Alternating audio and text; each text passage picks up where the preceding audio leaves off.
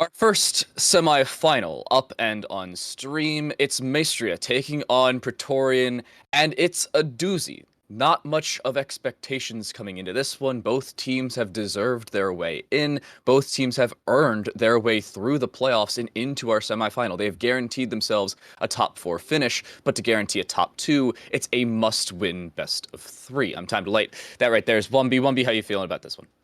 I'm feeling great. We're having two of probably my favorite teams in Talent League so far come up against each other. So I think this will be a really, really close match, and I think it's an even contest between the both of them. Do you have any expectations going into this one? I said there are very little expectations considering how well these two teams played during the regular season and their overall efficacy of both attacks and defenses. I know I was a little bit more on the production side for most of them, at least the ones I saw between these two teams. But you're looking at them and saying, I don't know who's 100% going to win this.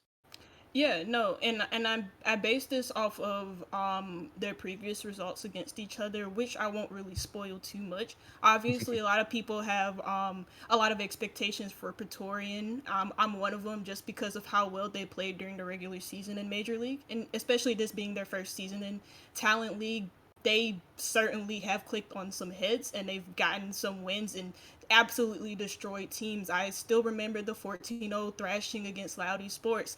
That one doesn't go away from me. But for Maestria, this is a team that I believe came in during the midway or the mid part of the season, and they've, for a team that started in the lower half of the table, they've made quite the comeback. Yeah, that, and they started with the disadvantage because they joined halfway through. Because of the fact that they came in midway through the season, they were given a record. They didn't earn said record. So later on, when they moved up and took playoff contention, everybody was shocked. I know you were talking about that 14-0 for Pretorian, by the way. I was sitting on the production side of things, just reclined in my chair, looking at it like, what? What? How did that happen? Because a lot of the rounds were close, but they were earned by Pretorian, and I think that's going to be the storyline for today. Let's take a look at the maps, because maps are always something to talk about. When you're talking about maps going into this one, I don't think you're expecting a border decider, but Oregon you'd think is a relatively straightforward pick there for Pretorian. Yes, the most played map across both the major and the minor league this season. Teams in Talent League just love this map for some god awful reason, and it's called Borgen for a reason. It's one of the more default maps alongside Clubhouse, which was the second to be banned. So interesting choice there for Maestria. As for Chalet, it is our second most played map again. I actually like Chalet just a little bit more than I hate Oregon, but I do like Chalet just a little bit more. Just because I feel like I see new innovations on this map each time I cast it. So the one thing we always talk about it is it Borgen. It's really boring, it's overplayed, you get the general idea. That's what a lot of casters' mantra is. But the realistic portions behind Oregon is they always give the best games. While yes, they are one of the most boring games in the fact that they are always played relatively similar, there are very few ways to take the bottom and top floors, and teams have to repeat that time and time again. But the games are still close because everybody's played Oregon hundreds, if not thousands, of times between scrims, ranked, and now here in comp when you're playing officials. That's when you get the really good games. That's the same thing over on Chalet, where you see somewhat similar setups, but you can change a lot more considering how open the floor is on both the first and second floor going down to the basement or up to the top floor. It's similar to that of Villa, where you can play a lot of breachability vertically. Now, into border. That's our real question mark coming into this one, where you don't 100% know what the teams will bring. It's a decider because it will be the great equalizer of do the teams know what they're doing coming into the series. Personally, I think the answer is yes. They've made it to the semifinal for a dang reason, 1B, but that could change if somebody really takes control either into one of our first two maps or really into the first half of border. Yeah, and I mean, when you talk about the way that Oregon operates, Border is a complete flip of that. It's a very chaotic map. It's the more dry version of Coastline, as I like to call it, but there's still a lot of action, especially for the attack, just because of how small it is. You're forced to take the gunfights as the defenders, and as the attack, well, there's a lot of map for you to control, or not a lot of map, but there's it's really easy to control certain parts of the map and be able to gain such an easy advantage early on in those rounds. But I don't know, like with me, Border hasn't been played that much this season, especially not in Talent League. As to how both of these two teams will play on it, if we do get to it, that is a whole different story. Their strats could be all over the place, or we could see some pretty nice strats coming out from both of them. Well, the world may never know, but the teams are ready, as are we. It's time for map number 1 of our first semi-final. Oregon, up and on the cards. Usually the Great Equalizer comes out as a first map pick for Pretorian. It is a must-win map for them. You do not want to go into your opponent's map pick with the disadvantage. It would put you in a disadvantageous position, needless to say. But we all know the first ban's going to be Thatcher. Expectations coming into this one for the remainder of the bans and possibly a winner. Yeah, Thatcher's usually the first to go in the attacking lineup, and we usually skip over the first attacker ban and go straight into the second one. But as I was saying, that it's usually a toss-up between the Flores and the Maverick, and the Maverick is the first to go, TTO. I'm a little surprised that Maverick is first. You'd think they want to get Thatcher off the board, but that usually puts your opposing team into the situation where you have to ban Thatcher. You never want to be in the situation where you are, hey, we've already banned Thatcher, they have a free ban. They can ban whatever they want. It turns out that Maestria took that free ban and then gave Pretorian the option play Thatcher or forced to ban him. Cade the next ban. That will remove a lot of the hatch deniability for the defensive side. That will be Maestria on the disadvantage. While later on, you usually see teams play information, especially when they're on the attacking side and then switch to the defense. They want to keep the Valkyrie because they can really take that information from the attack to the defensive flip. That will not be the case for Pretorian, as well you just saw Valkyrie off the board. What's interesting, though, is that they did leave the Flores on board. Pretorian are not going to take it in their very first round, but what's interesting about that is because of the amount of power positions that you can play on Oregon. Like, I think, we're not going to basement. I'm so sorry. I thought we were going to the primary site, or as some teams usually like to pick it in a secondary option, but for the primary choice for Maestria, we're going to go straight to meeting hall. And out of the first floor sites, in my most humblest opinion, and I think most of the stage community will agree with me on this is the best site out of meeting hall kitchen or kitchen dining, in my honest opinion. Yeah, I agree. The main reason is because you have to hold down much less. Your overextensions don't have to be overextended. A lot of the times when you play between kitchen dining, you're forced to hold down showers and the elbow hallway. But when you play kitchen dining, you're only forced to hold that top floor, as you also are with kitchen dining. But you can also variate between this upstairs attic, where you can see SCP playing, alongside that main lobby, because it's a power position right near where the bomb chassis is. This is a good decision for Maestria. They're bringing out a curveball, and you can see the Pretorian are switching up their entire attacking lineup. A thermite on the board is an understandable one. That indicates that they want to try and push meeting, but given the fact that the meeting main wall is open towards Big Tower, that indicates that Pretorian are going to have a massively difficult time even trying to get in there. Very interesting setup indeed for Pretorian, and using for Maestria. But what's interesting with Pretorian is the fact that all 4 of those players use the attacker repick to good effect. And the reason why I say that's interesting is because I don't see a lot of teams in Talent League who have used the attacker repick to its full advantages. If there is like a site switch up or a toss up, they don't really tend to switch their lineup in order to fit what's being faced upon them, and you see Pretorian do that. And that's one thing you can praise Pretorian for, is their ability to like adjust mid-game and use whatever the game mechanics give them to their advantage. Now, instead of going for the meeting hall take, it looks like they are still prepping for meeting hall, but instead of going through the back, they're coming through the front of Oregon itself. This is not a usual take, by the way, for all of you wondering. This is something odd, and understandably so. Rafa is going to open up that right side wall and try to enter in on the right side of that bracket. Speaking of which, they're on the top side of the bracket, so I figure that would be a relatively equatable conversation. I'm sorry, that was a terrible joke. But you still see Maestria relatively aware of it. Punch holes being established, long angles being held down, and they understand where this push will be coming from. They understand that real estate is their friend for the time being, while Pretorian don't understand where Maestria is. They have yet to face many engagements. The first one goes their way as its ball will fall, not the start the defensive side is looking for, as they're already down a player.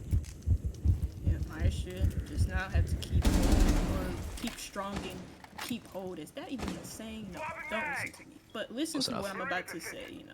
Yeah, for Pretorian, they do have the main advantage, and that is most important. And what Maestria have to do here is just be disciplined and hold their angles and not get too aggressive. Stilo still has control of the attic hatch.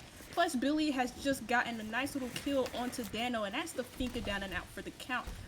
Now, what's really interesting here for Bomb is that he has set up some flag stingers behind him in order to cover their flanks. Also, shields being set up. Trades go out, shots ring, and we're at a 3v3 with 35 seconds to go. Really swinging around with the Mark 14 in hand, looking for the shot. It gets it down and the diffuser. Down goes the thermite, down goes the case. They have to clear that out, but there's a flank behind them and one towards the backside of the meeting wall. Bomby, and a 1v2 has to find both players, will find neither. It's Billy with a quad kill on the round, finding just about everything they could have in it, and their team the round itself. As Maestria's defense, while it may be unorthodox, it was by no means completely out of the ordinary, as they take their first defensive round on a tertiary site, no less. Yep, pick the off site for their very first site of the game, and it looked like it threw Pretorian off, but Pretorian also threw us off by going for an unorthodox take through the lobby side of things. You know, they got the meeting hall, the meeting wall panel open as I try to get my words correct. But we do have a disconnect. I think it's a bit too late for the pause unless my Maestria want to go for the rehost. Need to locate and defuse as many bombs as they can. I'm hoping not. Ladies and gentlemen, it is time for a rehost. We're going to ask because they can, of course, play a 4v5 should they choose to do so. But I believe it is unfortunately time for a rehost. We'll get that cleared up in just a second. Yes, it's rehost time. Who's excited? This is totally indicative of an exciting day, 1B. I love rehosts. They're my second favorite thing involved in Rainbow Six Siege, just after nading myself in spawn. You know what else is a very interesting time in Siege? What's that? I was gonna wait for you next, but it's playing deathmatch. You know, I have so much fun struggling to find enemies for like a whole minute. No. So what deathmatch is nowadays, especially in like that weird paintball-ish map that they made, it's like the CQB map. What it is you can't find an enemy for like 35 seconds up to a minute. And then you die, and then you're spawn killed like it's Call of Duty 1v1s for the following 4 or 5 times you spawn. That's deathmatch for you. I feel like the issue is they have the CQB map, which is very cool. This is a whole tangent away from that round because there's not all that much to analyze other than the fact that they played vertically in multiple different directions. Well done to you, Maestria. But past that, in deathmatch, the one issue that Ubisoft is running into is that they have not made it free-for-all. Personal opinion, TDM should be FFA. Because TDM's cool, but when you're pushing with a team to all sit in a corner, it's not fun. And what do you get out of having teammates other than maybe refrags to help your team overall? Yes, it's an easier scoring method, but it's Rainbow Six. TDM wasn't initially supposed to be a thing. Why not just make it FFA? Personal opinion, there's my tangent for the day. Thank you very much for coming to my TED Talk. No, I agree with you though. You know what? I think whenever I see Favela queued for deathmatch, I immediately want to quit, and I do quit. I do quit. You know why though? Cause like they just bring out the shotguns to grief, or like I'm just getting manhandled by flashes in like one single area of the map, and it makes the whole entire experience so unbearable for me. I can't believe they added ash. You don't have fun? Grenades. I have fun. You don't have fun? What? You don't have fun getting flashed, naded, and blown to pieces inside of a close quarter scenario without much tactical ability? That is the true Siege experience.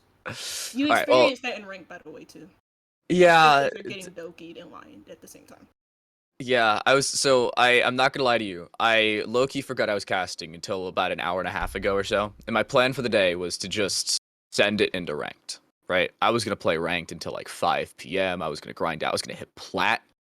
Uh, I choose casting because honestly, playing ranked is an experience. We'll put it that way because you either have an outstanding team with amazing coordination and communication, or you're actually solo queuing and playing a 1v5, or in some cases a 1v9 if your teammates really don't like you. But that part of the game aside, let's get back into this game. We figured out the reason, by the way, for SCP's departure. It was a game crash. You love to see it. Unfortunate, they've reopened their game. Hopefully they're able to get back into the game, but that, for the time being, is to be determined. We're having a few issues with Ubisoft Connect, as per usual. What else would you expect trying to get people into a lobby, right? No, that's very much true. I've heard of so many instances on Twitter that I haven't experienced because I actually have not played this game since the start of the new season. Which actually, you know what? I have the deathmatch. That's the only thing I've done, or the shooting range they've added, which I think is a really good addition. By the way, it's not mainly just to test out for me, it's not mainly just to test out recoil. I mean that's what I do, but it's also just for testing out basic other and guns and stuff like that, which goes in hand with testing recoil. But I've heard of so many instances on Twitter as well where people will get kicked out of their game, or they'll have an error just by inviting someone for play, which is just describes the whole Siege experience. If you're not running into a bug or two just from clicking So, the button, hold up. I gotta stop you. I saw this in chat. I saw 4G in chat. It was by Evil Senyu. La 4G qui fait plaisir. Now, my French is not amazing. Maestria is a French team, by the way. But kiffe, as far as I'm concerned, is something Y. Basically, yeah, that's where I'm going with this. Trippin, who's observing and producing for the day, and one of the directors here at Talent League, also just said, "quote He's playing on 4G." Uh, yeah, 4G, like the LTE you used to have on your phone before 5G became a thing. Yeah, 4G apparently is a thing. We'll move past that conversation for the time being. But wow, playing on 4G in a comp game, that's an interesting one. I'm a little surprised by that, but we'll move past it for the time being. Hopefully their internet likes to stay up, considering I believe they are in the mountains of French. I saw montagne inside a chat. That directly translates to mountains, by the way. If you talk about montagne, that's French for mountain. Fun fact of the day. I didn't know that. Yeah, there's your fun fact. I took very little French and paid very little attention. However, I picked up a decent bit for casting knowledge. You know what? We had Spanish and French class where I went to school, and I was unlucky and I got Spanish, which is Spanish is a beautiful language, but I would have loved to learn French. I think French was a decent language to learn. It was more fun. Basically, the people were more fun, and my teacher was cool. We'll go with that. But into round number 2, hopefully round number 2 at least. The round itself did not start, so we do not have operator lock because of the fact that attacker repick exists. Unless you get into the round itself and it is played out at least at the 30-second mark, you are not forced to pick the exact same operators on the defensive side, nor the exact same site. Now, Maestria are choosing the same site, but they're switching up a few operator selections, and understandably so. But Pretorian, bringing that Hibana indicates they want to go for verticality. Now, remember, the Cade is banned. No verticality, at least no verticality denial for you, but they are playing vertically, intentionally. Down goes the meeting hatch. And by down goes, I quite literally mean they've opened it prior to the round beginning. They're playing in meeting. What is going on here? I'm sorry, what? Yeah, okay. I thought that shield was originally I thought Maestria were gonna do a default strat, which is just hold on to maybe elbow. You rotate that shield to elbow instead of having it in meaty, but with the alibi dummy right behind it. But it looks to be a stronghold from Maestria on the middle floor, and I mean they don't have the Kaid for the box hatch. They don't have the Kaid for the server hatch that drops into freezer. So I feel like this is fine for now. It's most definitely an interesting strat. You don't see this every single day, especially not with that shield by those stand bags.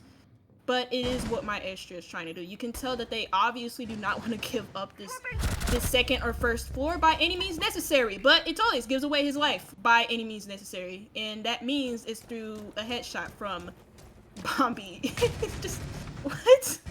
He's just telling top T3, utilizing Aruni to the fullest extent possible, taking the Gara hook and popping themselves into the top floor. Easy as you please. That's a free kill, to say the very least. You're looking at an odd position, unfortunately, for Maestria now, where they have lost their main fragger as Etoile has that MX4 Storm. That's one of the main reasons you bring Alibi. Yes, the deployable shield helps, and the Alibi Prismas are cool, but the MX4 Storm is the real selling point there about Stilo barely missing the head of Rafa. Not actually taking any shots, but Rafa's position was just outside of where they would have liked to be. Unfortunate there for the Jaeger. I think what Rafa wants to do here by his main stairs is just get the laundry hatch, but he is going to take a lot of damage from Stilo holding that tight angle from the double door way. Instead of getting Rafa though, he does collect himself a nice little player called Coles, and that's one of your main entry fraggers off the board. Pretorian right now are working some type of pinch towards this meeting hall area, and there you go, they get the only player that exists on this first floor. But what they need to be focused on is SCP's position. He's already moved himself inside of Attic from the rear stage stairs, and they don't even know it. He's on top of the hatch, but it's a nice read from Bombi, who gets his second kill of the round.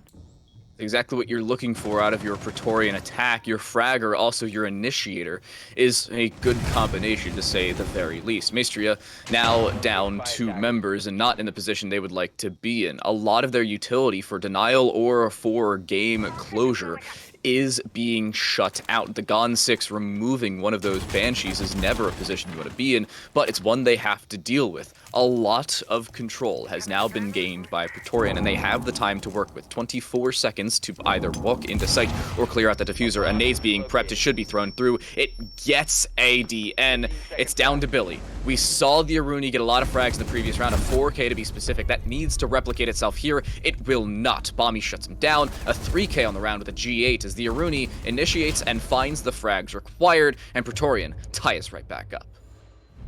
Maestria looking like me in a casino. They gambled and they lost, right? So they wanted to initially do a really heavy first floor hold, and you saw that big mistake from Etoile's, going from Attic into rear stage tower, gets caught on that flank by Bombi, and then Bombi, and then Bombi gets a 3K in that, he gets a 3K in that whole entire round.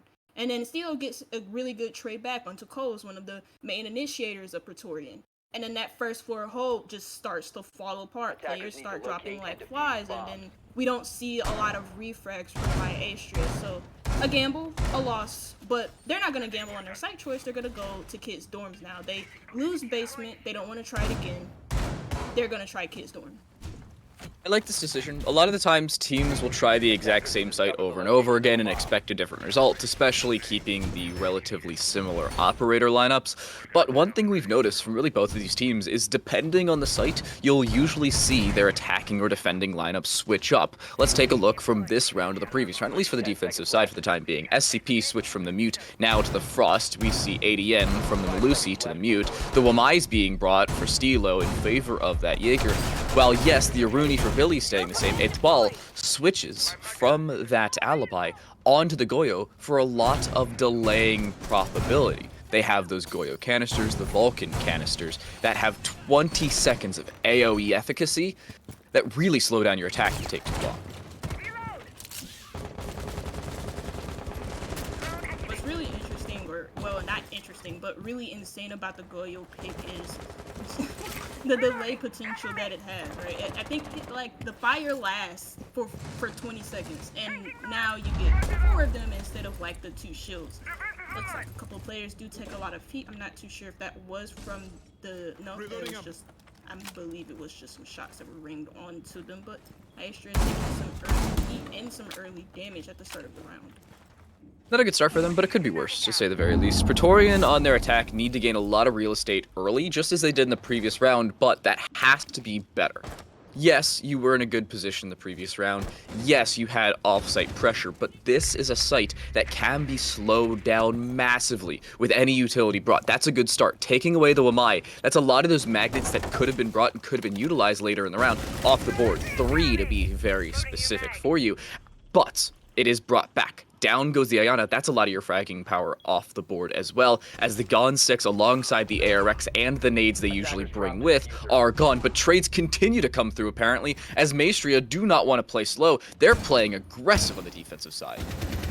They're hitting their shots too, so I mean that's really, really good for them. They also retain that man advantage, and it's now up to Forever and Bombi to make it count until it takes a lot of heat from Bombi his way into closet. Forever has pinned down the Frost inside of Attic. They can't really move out of position. This LMG is just gonna spray and pray and go burr, but not finding its player or its mark quite yet. At the moment, Pretorian in this 2v2, well, they're just gonna slow down and collect intel. They know that the Frost was in Attic the whole time, and now the Frost was allowed to move away. That smoke going away because there was a Wumidus that they did not clear inside of the master bedroom as well. 45 seconds ring true.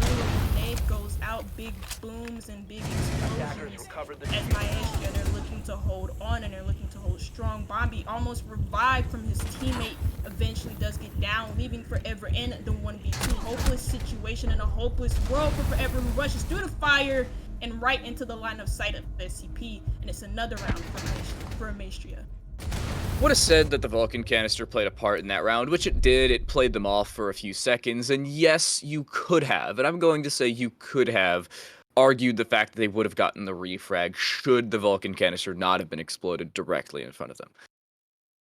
Now, it had no effect on their HP whatsoever. Forever was down to like 50, 60 HP after walking through the Vulcan canisters. Yes, they were ADS while doing it, so it took them a few seconds longer than they probably would have liked.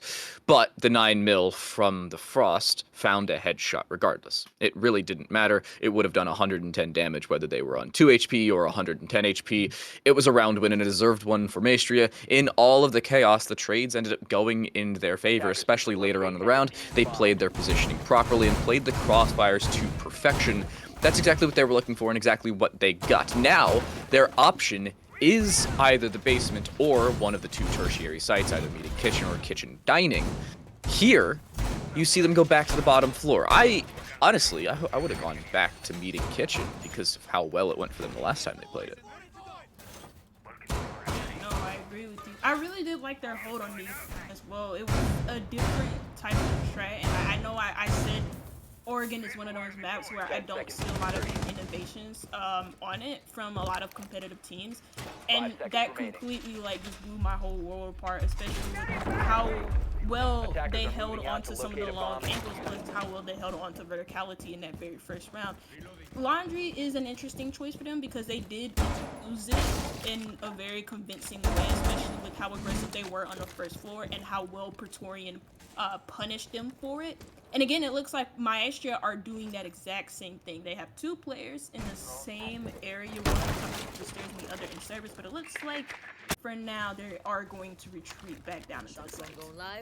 One notable thing about how meeting kitchen is usually played is you play vertically. Now, that was what Pretorian tried to clear out when the basement was played, which I suppose worked for a few seconds for Maestria before they lost both of their roaming players and their entire defense collapsed. But down towards laundry and supply, you want to play a little bit more conservative. You don't want to get over aggressive. It usually doesn't go in your favor considering that top floor roam at best clears out some time.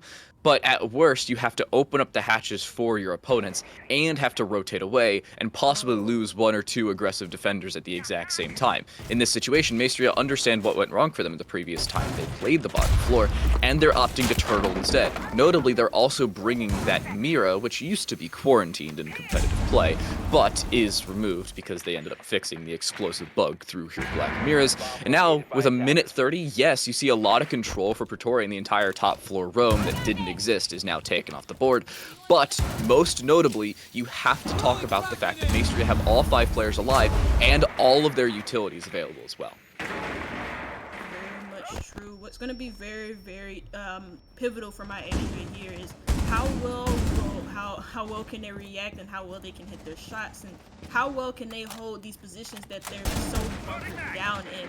if Pretorian can move some of the power positions that we see played. Usually, or in the very first round when they played Laundry Maestria, they didn't have a supporting elbow. Now they do. And his position is going to be very pivotal in wasting a lot of Pretorian's time. But look at that, Rafa gets the very first pick into this game. And while I do say that they, Wombi, I think you've lagged out. I'm not 100% sure, but past that, we are still in this 5 versus 4, so not all that much has been missed, but with no toxic babes thrown out, they're gonna get that diffuser down. Yes, one is finally put through, but they will get the diffuser down regardless. Rafa also makes it out with their life, and with 40 seconds on that diffusal timer, they have to find this position for Pretorian to lock it down long term. Coles, yes, gets a kill. Dano with one of their own as well. It's down to 2. They're trying to long arm this diffuse, and they have the opportunity to do so. The shot straight through, it's going to land. That should be the round. It is indeed. SCP stays on the diffuse, long arming it on the Maestro,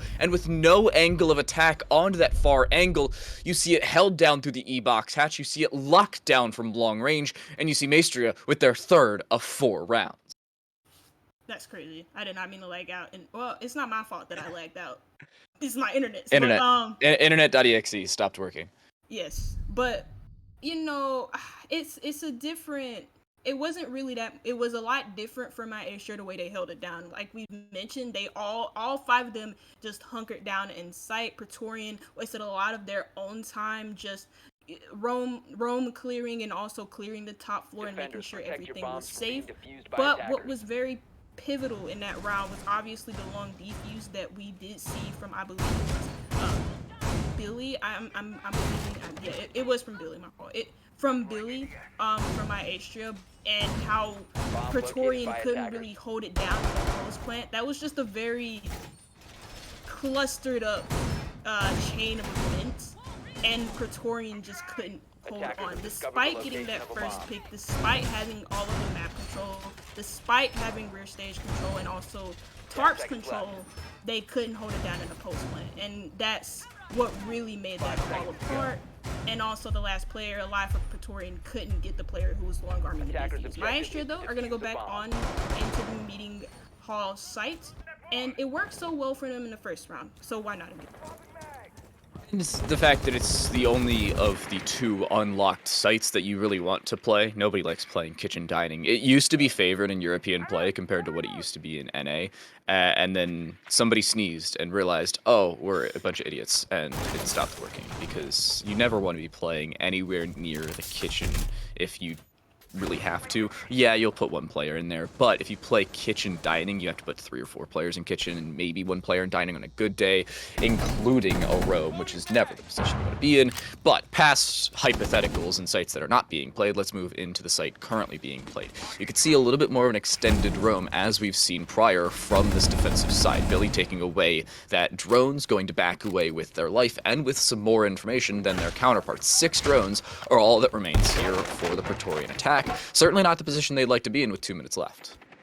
I really don't know, but not definitely that. Probably, I think Maestria, or not Maestria, Pretorian, one of the first pick there as the player Billy got away and out of their sight, but they're going for the same attack that they did in the very first round, and I thought maybe Pretorian would have tried to switch this up just a little bit, but it looks like Maestria are also prepared for it. Now, what did they change in this attacking lineup? It looks like what they've changed is Bombi, who's on that Nook, the lurker role, probably looking to get a lot, some easy frags in the back line of this Maestria defense. And you see where his position in dining has a drone, and Maestria are none the wiser on his position. Plays this quickly. You can walk straight into security with ADN having no idea whatsoever. They're getting the diffuser down on the far side of meeting, by the way, directly behind a Talon shield, and they have no clue on the defensive side. They've meleeed the Talon shield, allowing themselves to back away, and with the diffuser being put down, this is a lot of control now for Pretorian on their attack that they previously, at least in round number 1, just did not have. Billy trying to retake in through Z, has 1 player on both sides of them. A good nade could shut them down. It's not even the nade, it's just a shot across, and with ADN directly on them, there's the nade I was talking about. It's not even needed. It does go through. It does finish off Billy, but it's not even required. Stilo in a 1v4 with time ticking away from that diffuser. Time will not be a factor. It's just straight gunfire from Pretorian and a strong early take. They take their second round. Obviously, the switch up there for Pretorian was just getting the plant down very early on behind a talent shield, and Maestria just not reacting to the situation or not having a lot of intel on that plant in general, because nobody seemed to react. Nobody was in action mode to stop it. And it's a free round for Pretorian, an easy post plant for them. Bombi doing lurker things, doing nook things, and being a rat and attacking the back line of Maestria. They had no clue it was there. And I felt like that was a good round for him. He got a 2K as well. So, you know, nice for Pretorian, nice for Bombi. Good round win for them. Maestria now going on to the kids' dorms. This is a site that they also have had success on. Out of the 3 rounds that they won, this was one of them. But it was a little bit shaky towards the end of it, especially when it was like a 3v2. Pretorian knocked that down to a 2v2, but the last 2 players from Maestria held on strong. I'm pretty sure they probably wanted to be a little bit of a more convincing round than that one. But That's all you got. Yeah, that's done. That's all I got. Well, luckily for Maestria, they have a lot more to play with. They do head onto the attacking side after this round, while Pretorian, in tandem, will switch to the defense. And Oregon has historically been a defensive-sided map, but considering how much it is played modernly and how much it used to be played, that's changed to almost dead even. I believe after looking at some Pro League stats, not European Pro League because I don't have those stats on hand, but NA Pro League, it's like 52-48 in favor of the attacking side. For some unknown reason as well, usually it's the defensive side that's narrowly favored, but that is not the case. Rafa will use those X-Kairos pellets and open up both of the Syria gates in through Trophy and across towards the master bedroom. They have one half of that master wall reinforced, by the way. Half of it also has that Vulcan canister on it to delay time. While Maestria are playing a relatively similar attack, or relatively similar defense, Pretorian are bringing an almost carbon copy of attack. ADN is lucky to be alive, by the way. You should have died there. Yet, they do not. Etoile, however, does, as the Vulcan canisters. Yes, they are put down, but the C4 available alongside that vector is gone. Early man advantage for Pretorian claimed, but unclaimed as SCP. SCP got away with his life, as you said. Those Fanas gonna ring true, and I think that was one of the gates that was on one of the doorways or wall. It goes out, and that was a kill. Dano gets one. There goes a third for Pretorian. And this could be an easy round for them, and it is. Close out. Rafa is there to get that last frag, and at the moment, it's even on the half. That's a momentum round. No way to undersell it. That is a momentum round. You find a flawless final round of the half to tie things up as you head onto the defensive side of your own map pick. That is a round for momentum, and one that really should favor Pretorian heading into these following rounds. Now, I do want to talk about a couple things. Number one, look at all the backgrounds for these teams. I see 2 backgrounds that are for European teams, those being Rogue and G2 and G2 Wash, so get wrecked. The other side of that is they're bringing a lot of NA orgs. I see 3 different NA orgs as their operator card backgrounds. That has absolutely nothing to do with the fact that they're going to Laundry Supply, but that North America is the better region. Sorry, had to say it. I don't know, Apex Attackers need to supremacy. locate and defuse bombs. That's assuming APEC can get to a major. Okay. I'm terrible. I'm not First sorry. site for Pretorian, though, primary site, is this going to be their primary choice, whereas for Maestria, their primary choice was meaty. For Pretorian, it's going to be basement, which is a lot different. Default lineup for them as they bring both the Jaeger and the Wumai in the same lineup, so double projectile denial plus the mirror coming in and set up some extra lines of sight for the defense, but extra disruption for the attackers. Smoke from Dano, probably going to be holding on to elbow, but the interesting part about this lineup is not Pretorians because it's so default, but for Maestria, the fact that they brought the Capital out. Now, I don't see a lot of Capital picks, but when I do see them, it is on maps like Chalet and Oregon, for example, to deny lines of vision that the defenders want to use against the attack. And I'm guessing he's going to be very, very pivotal for not necessarily the post plant, but for setting it up. And especially since he has those fires and the extra spread that those fires have, and the zoning abilities of those fires, save the fires, how many times take a shot. I feel like that'll be very pivotal for what Maestria are trying to do. It's about a couple things. Number one, real estate control, and number two, AoE denial. That would be something for Maestria that I'm not seeing a whole lot of out of Pretorian. Yeah, you have the smoke canisters, the toxic babes, yeah, sure. But past that, you've got very little. Forever is hiding inside of the rear stage corner around towards said door, but should not be droned out. The odds that he gets droned out in this situation is slim to none, considering they have seen Coles, but he has dropped away. The Aruni just waiting here. They'll open up a line of sight across towards that meeting wall, but it will not matter. The first kill goes their way. It is immediately traded back, though. Billy, utilizing the previously opened up LOS inside of the meeting wall, takes the LMGE and finds the refrag. Yes, you find the opener. Yes, you take out the Finca. The Adrenal Surge is gone, 6 and nades off the board. Congratulations, but it's immediately traded back. That's work for Pretorian, isn't it? Because they take the Fink off their board. That's one of your main playmakers. Takes off so much utility, the grenades, the Gon 6, and plus those adrenaline surges, which can be round defining, and Maestria are going to be sorely missing that in their lineup. Now, I mean, they may not be missing close because he's 6 at the moment, not doing the best of jobs on his entry game, nor is he doing so well in his KDA. But that is besides the point. The fuser is going to be rotated, it looks like. Actually, no, it has not been rotated. I was paying attention to the Ibana, but 2 players are inside of Freezer or are looking to put pressure inside of Freezer, whereas the other 2 players for Maestria are in Laundry, and that is where the is rotated. It's in SCP's hands. He's using smokes in order to deny vision, but his vision is also going to be denied by Pretorian's own smokes. Those toxic grenades go out. There goes a kill onto Rafa. There are trades for Pretorian in, and there goes Dano to get a kill. Bobby's sitting inside of the laundry room, just hanging out behind said laundry machine, but is just waiting for this push to come through. The long angle being held does a decent bit of damage onto Stilo, but it should be traded back. The push through, but Billy does not have the information as to their direct whereabouts, so the kill is found by Bombi. Yes, they do not have a C4 available, but they don't even need it. Deno finds the shotgun kill to finish off Stilo, and the shot across, utilizing the Vector, will finish off the round. Pretorian, on their defensive side, take that momentum round and put it in stride as they pick up their 3rd straight round and take their first lead of the game.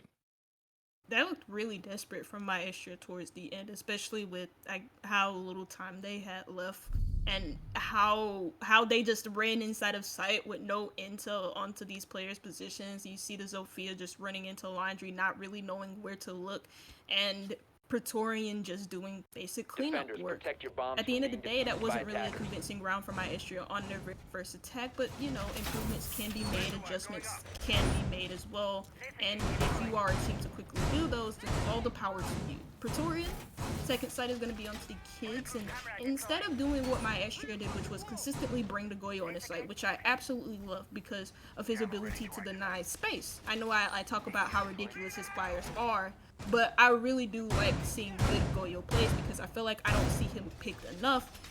And when I do, I have a good time watching. Pretorian are not going to pick it, so I'm not going to really talk about it that much. The only thing they have in terms of denying space for the attackers is in the face of Forever and also Rafa on both the Smoke and the Aruni. Yeah, the one thing I want to talk about is the fact that we aren't seeing the Goyo. I do want to elaborate on that just for a second before Maestria try and enter into the building. It shows that Pretorian are focused a bit more on gunfights and a little less on overall map and control denial. They are fine with giving up a little bit of real estate and with time remaining as well because they have confidence in their ability to win gunfights. The defensive side can win a lot of these gunfights considering their positioning, and Pretorian are nothing if not a very well-positioned squad. Well, on the other side, well, Maestria can just find the kills, and Forever's gone already. Not the start they were looking for, considering the fact that they are not bringing said Goya. Yep, And that's Atolas to get the very first pick inside of this round. And I know I talked a little bit about Atolas last round, not really having the best of games, but that is a really good entry point for him. That gives his team some ground to work with. Okay, we got the first pick.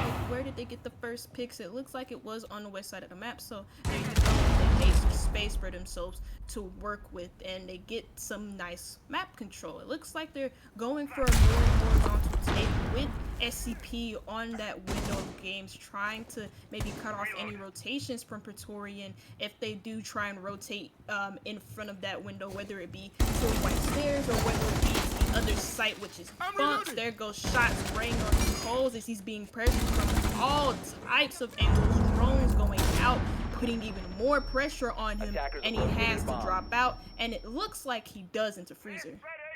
Yeah, just barely as well. That's a lot of time off the board and a lot of utility gone as well. Nades and flashes for both Etoile and for Billy gone, at least for the time being. Dano playing vertically down towards that kitchen and dining door, just waiting with the Mossberg in hand. Bomby playing a long angle from T2 is just awaiting a push through, but Pretorian, I was talking about their positioning. This is exactly what we've been referring to. Now Coles is re-aggressing up the freezer stairs. Rather than pushing around towards the big tower stairs, they're trying to flank behind where they were just cleared out of, and Stilo seems to have no idea. They'll throw out a Gemini replicator, and that should be their demise from behind as well. Coles gets their first kill, trying to come behind, but no, Stilo's still alive. It was a kill rather across, and Coles can just back away in tandem. They do just that. Oh, he could have almost gotten a kill onto the Ayana, but Dano gets a kill onto Ada, making this a 3. Maestria are losing man. They're not gaining any in their gun sights, and it's made even worse when NCP is left in the 1v situation. How fast this attack fall apart from Maestria.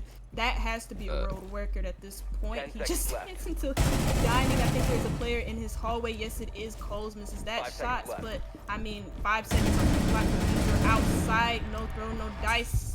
But he does get a kill, so I mean, he got his out of time. Hey, stat padding, let's go. Well done. It's still a round for Pretorian. They were getting a little bit of aggressive, understanding that the diffuser's outside and the fact that they really have no shot of winning that round, unfortunately. But looking at it, why bring the 417? Personal opinion, 417 is, yeah, one of the better DMRs. There's probably 3 good ones, one of them being the Mark 14. But you have the F2, which is arguably the best weapon on the attacking side, bar LMGs. Why bring a 417? Why not? Bad weapon. I'm kidding. I know I'm kidding. Plus ratio. No, it's I'm because kidding. it's because I use it. Attackers need to locate and You defuse what? as many bombs as No, they can. look, okay, I love the F2, but Hey, Trippin, I know you're kind of listening. Is there like a caster on standby to replace Wumby and his bad opinions? There's gotta be, right? Trip is toxic. I heard what he said, but nah. Okay, screw me and my personal opinions, you know what I mean? But around for Pretorian, right? Despite my Maestria getting the very first pick, it just seemed like that attack was going nowhere. So I call that attack the hurry up and wait. You speed into the building, you speed and take good map control around the site, around where you're attempting to push, and then you do a whole lot of nothing. You hurry up just to wait, and that's exactly what we saw from Maestria. They were on the white stairs ready to push, one on the double window, one awaiting across towards Trophy, and they decide rather than pushing as a team with a pincer maneuver established, they wait and do very little, if nothing, and it allows the flank to come through. You saw the kills come through from Coles on said flank and give Pretorian the massive advantage and inevitably the round off of it. That's the control they were looking for. That's the control, honestly, that Maestria was missing on the majority of their defenses where they defended a primary site. The main reason that we saw a 3-3 half split, and now one of the main reasons that Pretorian have won 4 straight rounds. Pretorian are 1 run away from match point as well, and Maestria, well, they have a little bit of catching up to do, but not too much, especially if they're able to get around on the board right here, right now. We didn't see Pretorian go for a rear stage attack, but we're gonna see Maestria go for it this time. We also didn't see Pretorian. We also didn't see Maestria reinforce rear stage. Pretorian are gonna go for it this time. Interesting pick is gonna be the Osa. Not really that interesting, especially with how pivotal she is on a meeting hall execute for the attack. and Maestria are bringing her. You know, we've seen both teams, specifically on this site, utilize the Osa to full effect. I hope it ranks true for. Oh my god, for Maestria, it's a kill for Itola is forever not expecting that position being played by the Finka, but Maestria knew about the flank from basement all along. They seem to be relatively aware, and they got the kill because of it. Forever dies for the first time in the second round straight.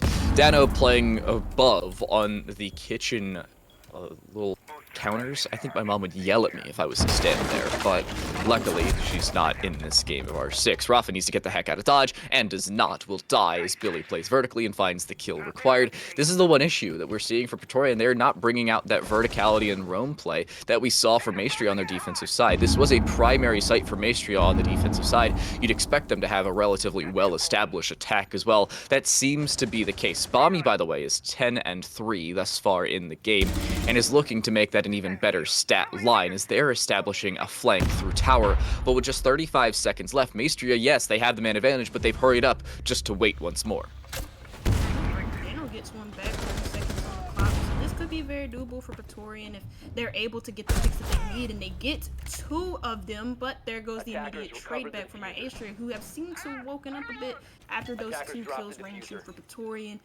None of the 2 players are nowhere near the site that Maestria want to execute in. Flashes go out, Plant is going down, the shield has to be in front of the planter, but what?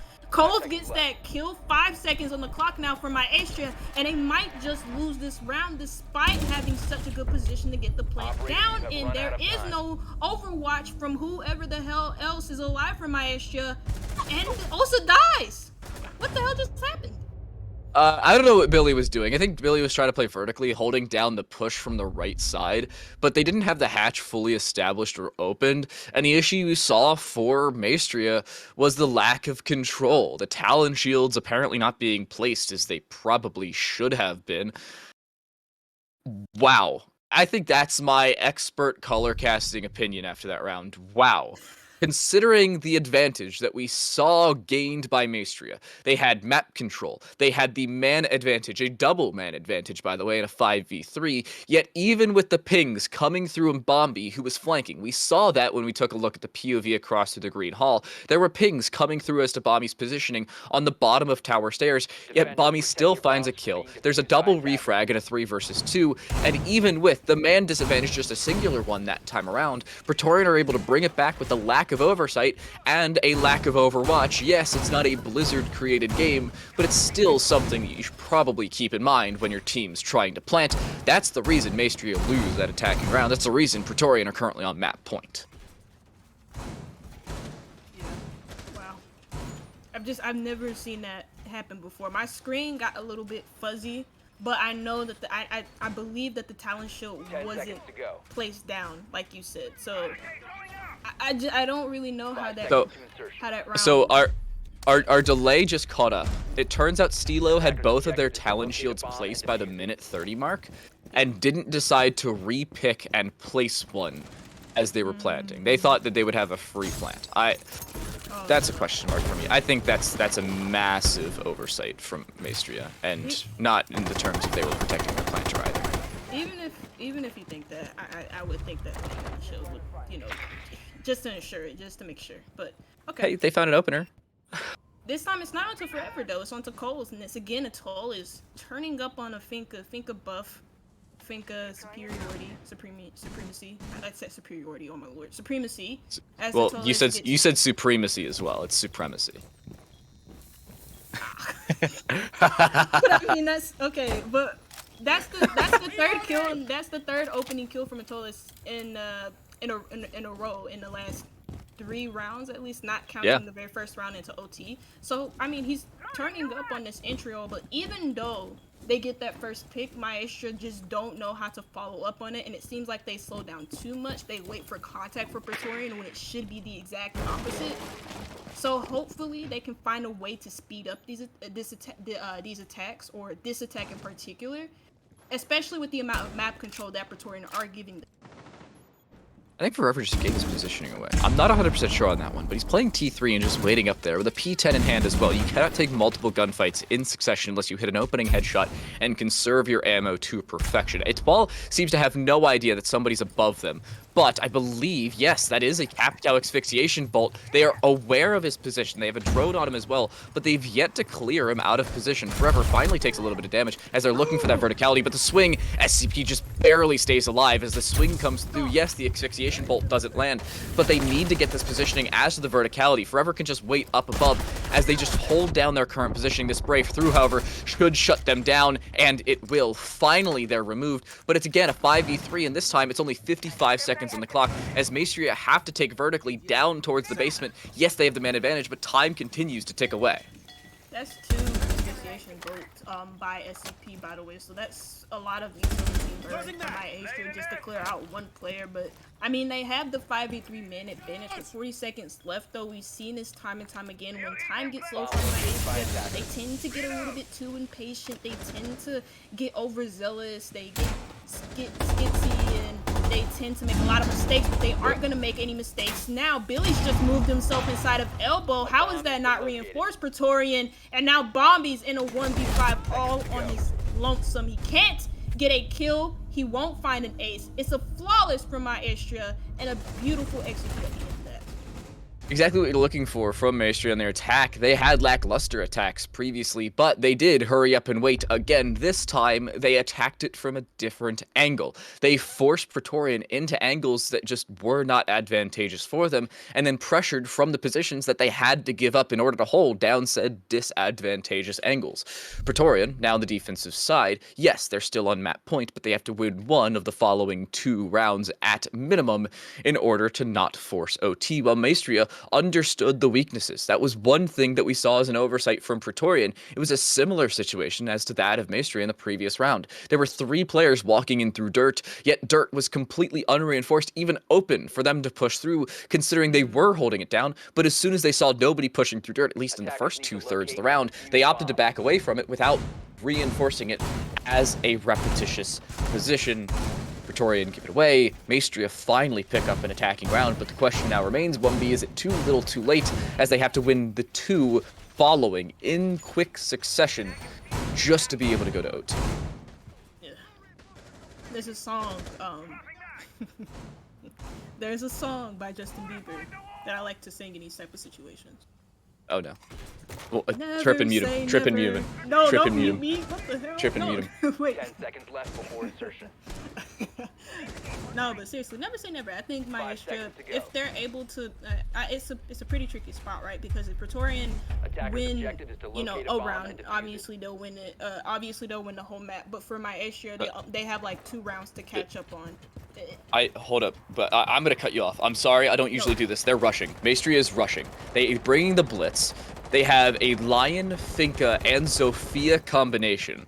If they do not rush through dirt, I will be immensely surprised considering they're operating on that. We see a ball going back. Billy's walking around. They didn't spawn on the correct side, but this could very much be a rush here, 1B. That's crazy that Billy didn't spawn on the same side of his people.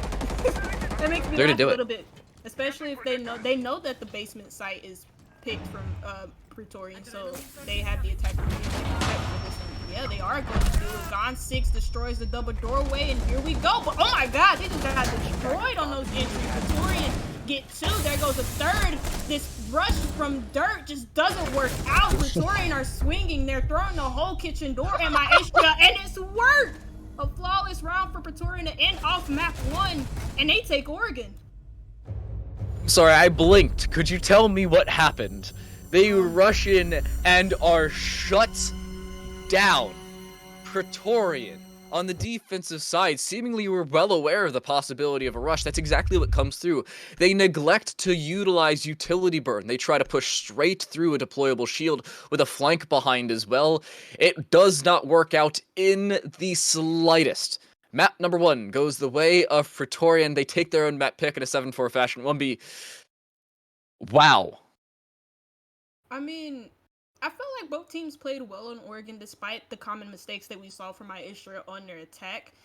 That rush was a gamble for Maestria. They wanted to try it. I don't know if that was the round to try it, especially with Pretorian on match point. And Pretorian being, one of the best teams in terms of mechanical skill. I thought that was a very poor time to do it. They did it. They gambled and they lost. They lost everything. Now we head on to Chalet, or we're not gonna head onto it right now, but we're gonna head on to Chalet next. And attacking was an issue for Maestria. Do you think? I don't think it was. I don't think it's gonna be that much of an issue on Chalet, but is there any negatives that you have for both of these teams or positives? So attacking should never be an issue when we go to Chalet. There's no getting around it. Attacking should be the advantageous half, should you play it properly, of course, and should we see Pretorian not completely shut down the attack as we saw in that round, by the way. 4-1 was the second half split compared to a 3-3 first half split. It has to change for Maestria. They have to pick up their own map pick, or they're out. They're gone. They'll send themselves down to the third place game. At very best, they pick up the final spot on the podium, but whether that happens or not, lucky for you, the question will be answered right after this break.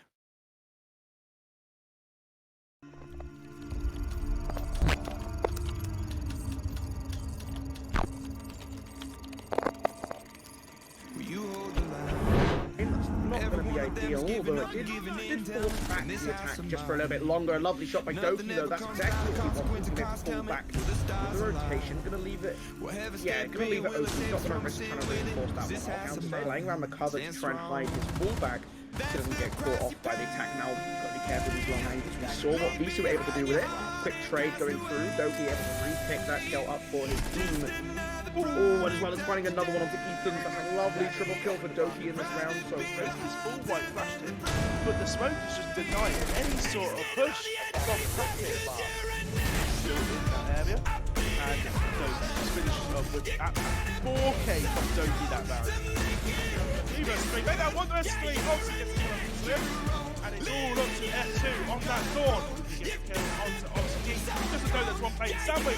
He knows where the other one's playing on breach. He gets the kill onto the ace. It's now a 1 versus 1. It's F2, and he gets the kill onto Ava. What a triple kill from F2 on the Thorn. What a push in. The Havana already opening things above, and the opener goes the way of Joey. 2 as well, looking for more than just that, but it is a 3 versus 3 because of that early pick with that team kill at 3K. Now for Dallas, even more, up onto a quad for Joey as well. Bobby, 1 versus 2. There's the first, no second for you. It's Joey with the ace. Vivid take the opener. The multi-dimensional attack, the catalyst for their success, and the Canadian pulling out the ace.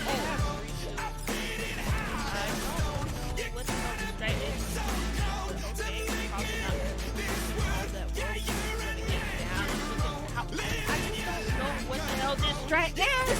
He gets inside their Lasmo. He might get himself a third if he doesn't choke the gunfight. He has to find the clutch juice, and he has to find it now.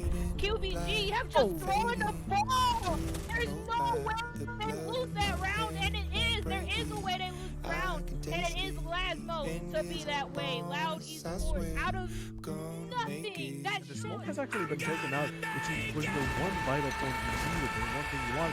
And that's going to be a kill onto Jaeger, almost a flush kill onto the Ruby, but not quite as big show. 9 hits, especially with 29 seconds remaining. There's going to be dropped the all of the time. Well, the thing that is out of the normal blue and there's no more. But there's going to be a kill transfer over to the Havana, the two has to be F2 out of the game. It's a 1v2 situation, post time is there. So what will our learn from the Baby Shark? He gets another kill. That's triple onto the head. He needs to get one more. And won't be able to do it as he actually gets it. And that's going to be quad kill and a clutch from the Rooney player. What the defuse in hand.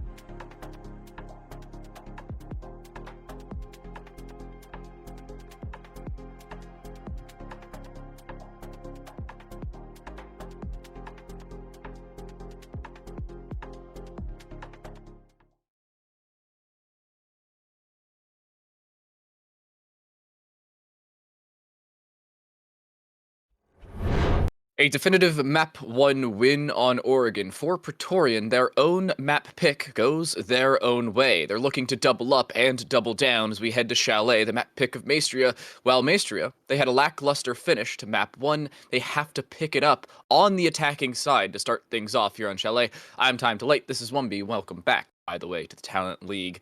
Rainbow Six Champions Semifinals.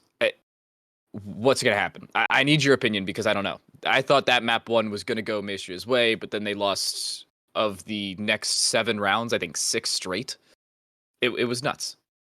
It was crazy, but the main issue for Maestria that we said towards the end of towards was just their attacks and just how consistently bad they were and how there was no change up from them. Like, they got the first pick, but then after that they slowed down, waited for contact for Pretorian, which on the attack you're never really supposed to do, and they got punished for it. On Chalet, it's a different map, a different tone for them, and since both teams are ready, we're going to head straight into the map of Chalet and go straight into those bins. Okay, never mind. No, never mind. We are going back in it. Don't listen to me.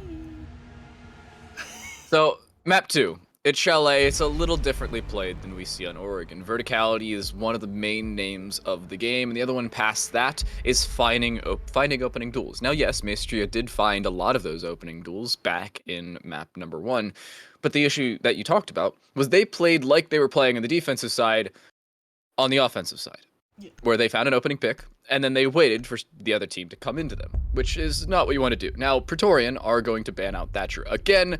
They take the option of banning Thatcher first rather than banning somebody else and then possibly being forced to play against Thatcher because of how effective Thatcher is. And Maestria, regardless of how the first half would go, would have 6 straight rounds with Thatcher available.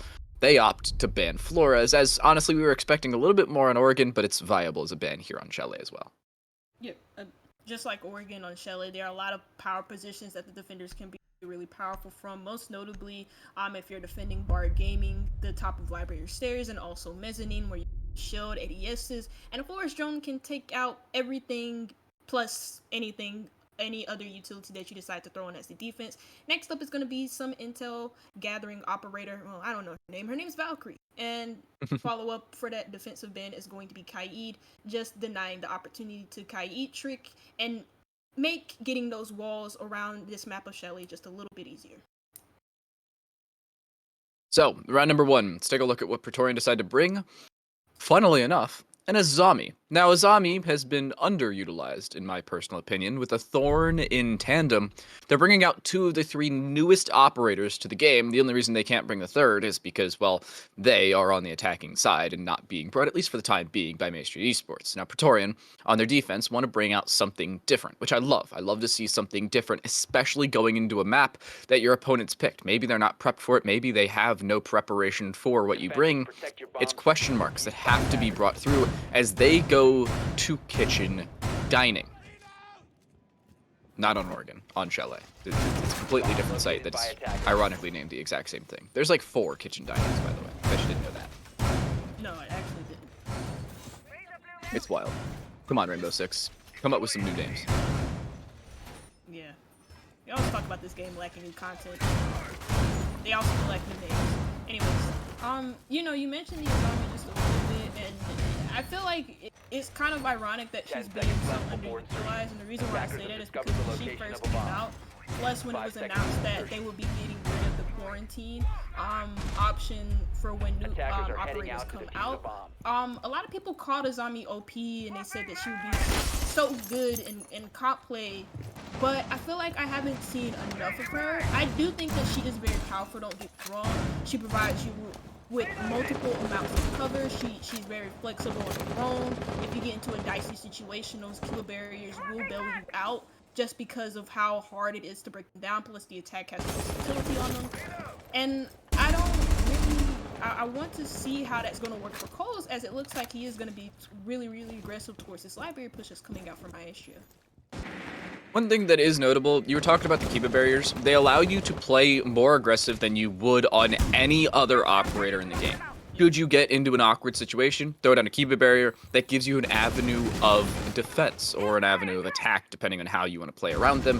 It creates environmental differences and anomalies for the attacking side, something that a lot of attacks are not entirely ready for, regardless of their ability to drone, which Maestria's, yes, is very good. Unfortunately, their ability to play with time on their side is not so much, considering their ability, or lack of ability in this case, to hurry up and wait. Control of this top floor with Aiden first using his first exothermic charge on to that office wall. Is probably going to rotate the other onto this dining hall main wall that you do see right in front of them, and yes, that is the case, as it looks like for Maestria they're priming up for a dining execute. Now, we said that on Oregon that time was their main enemy, plus their lack of contact play on the attack was a big issue for them, so hopefully it's not that big of an issue on Chalet, because Chalet is, and I'm saying this in a very serious way, you know, it's a very easy map to attack, probably one of the easier maps along the coastline to attack, so it shouldn't really be that much of an issue for Maestria, especially with the amount of map control that they do have on this top floor, or actually lack thereof, because they haven't completely cleared this top floor, because Dano and Coles are still up here, and Maestria have not cleared them out of the spaces that are very crucial for them to push into. With just 40 seconds left, they had to have done that prior. They just do not have the time remaining to try and pull said attempt off. It's while out in the 45 hall, waiting for this push to come through from anybody else. It's again a game of hurry up and wait, as Maestria are running out of time on that clock. The verticality is not in their favor. Yes, they blew up that office wall, main office wall at least, but they didn't try and push into office nor across the bedroom and fully gain verticality in their favor. All of the control in the world, and especially here in the mountains, go in the favor of Pretorian. In goes a C4, it won't land, but it really will not matter. Kills can go Maestria's way, but with the diffuser down, it's irregardless of the round outcome. Pretorian pick up their first defensive round off of a gift from Maestria. They gain the top floor control, yet regardless, did not push further into the top floor, gave up that verticality control, and Pretorian, obviously enough, kept it and won the round because of it. They got half of the top floor. They didn't even get all of it. Like, they didn't. I don't even know if you can call that half of the top floor. They got what they were given because of where the site was. They didn't really earn any of the control they were given. They didn't win a gunfight. They didn't clear anybody out of position, other than maybe Coles on that Azami. But past that, I'm a little surprised.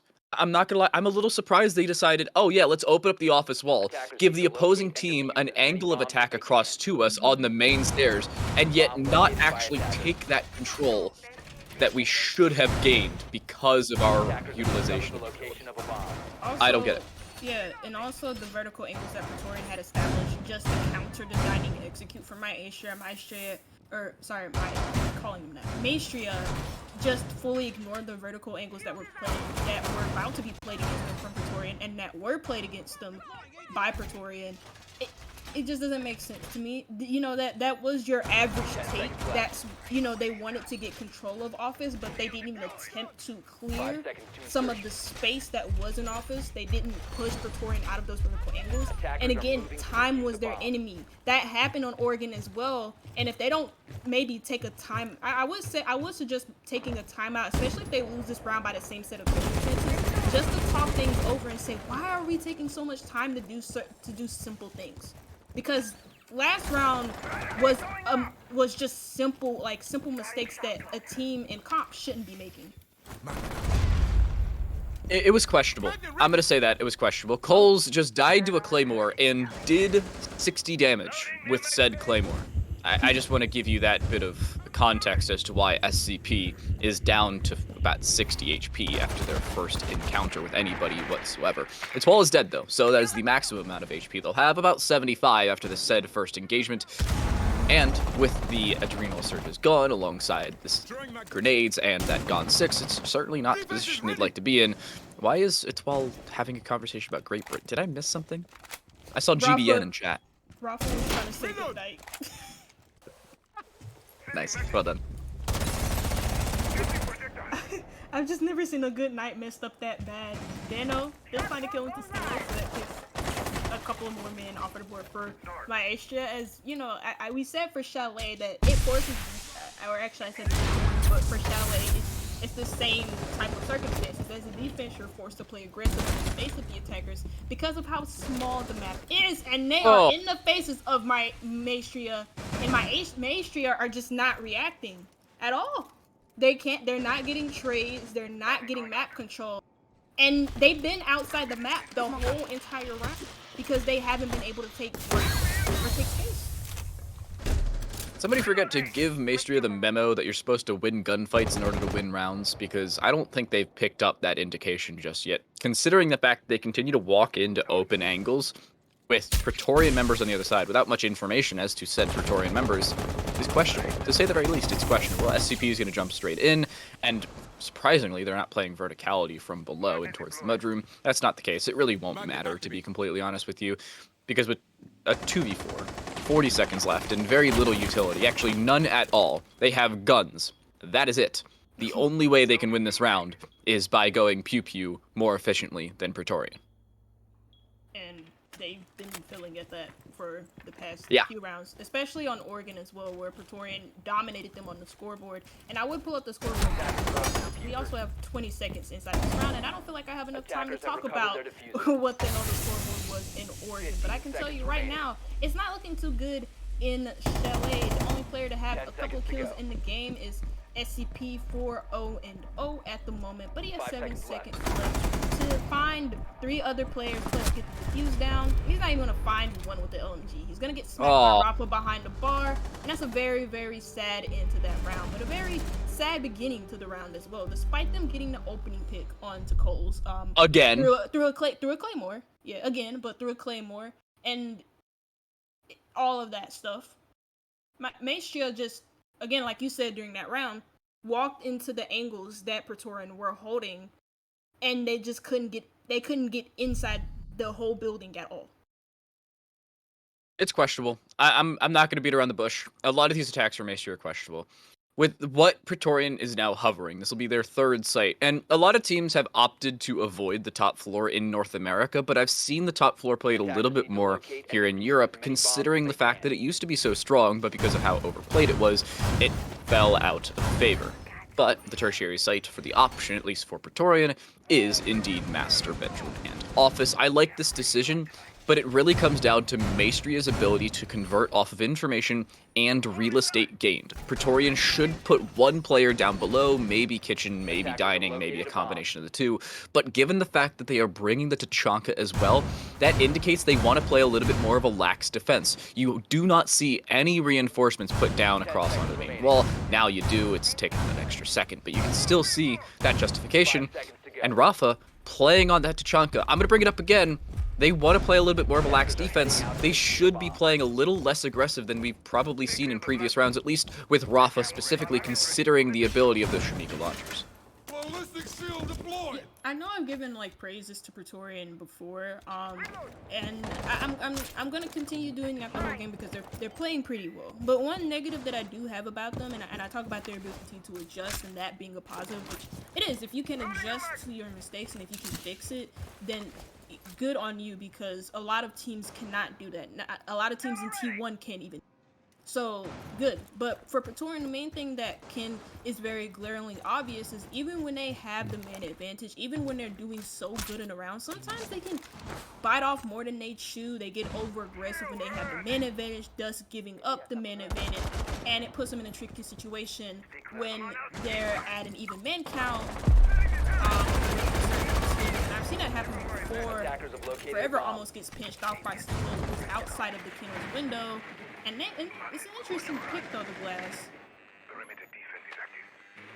We saw it when we had the bar gaming defense as well, which I was a little surprised about, but I like the decision. It indicates that they want to play more aggressive, and, well, at 12, just dropping Dano from a long angle utilizes the nade to quite literal perfection, finding the kill they needed. That's the opener. That's what you need, but it is immediately traded back. Notably, Rafa's off the board, so the Shamika launchers will have no further effect in this round, and there's only one player on the site proper. That's Coles, just waiting in the back corner of the office, awaiting this push to come through. Luckily, they're alive, but only barely, down to about 40 HP. Yes, there's a trade, but it is immediately turned back the other way, as Forever is attempting to retake across to the site, does just that, but it is just a 1v2, considering their teammates down. It's down to just Forever, unless they can pick up Coles.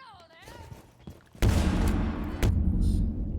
don't know if they would want to in this situation. He's in a very tricky position, Coles, and they already know where Forever is because Forever just killed one of their teammates. And it tolls. I keep getting that name wrong, but 50 seconds left on the clock for diffusers recovered. But Forever could cut that off too slow when the trigger, and too slow to react. So Maestria gets the diffuser, and they're now inside of the planting. Forever is gonna pick up his teammate Coles, despite it being in such a tricky position, but he was behind the half wall, so Maestria didn't have that vision on him. Fuse is down. Coles was very low on HP, so he got taken out first, and the second fall is going to be Ever in a 1v2. And it is another, well, it is the first attacking round for Maestria. I almost said another, but that is the first attack for Maestria in, like, I don't know how many rounds. I'm counting. It's been a while. Well. Yes. They haven't gotten an attacking round win since round number 10 on Oregon. And this is only their second of, if I do my math correctly, 8 rounds that they have been on the attacking side that they have in tandem won. So a 25% win percentage on the attacking side is certainly not what you want to have between 2 maps or 8 rounds total of play, especially considering 3 of those rounds are on an attacker-favored map. At least usually. Now, Pretorian on the other side are going back to kitchen dining. They're bringing the Azami again. This seems to indicate, again, verticality. Now the question remains, does Maestria actually clear out the top floor? I really hope the answer is yes, because last time they kind of did, but they really didn't.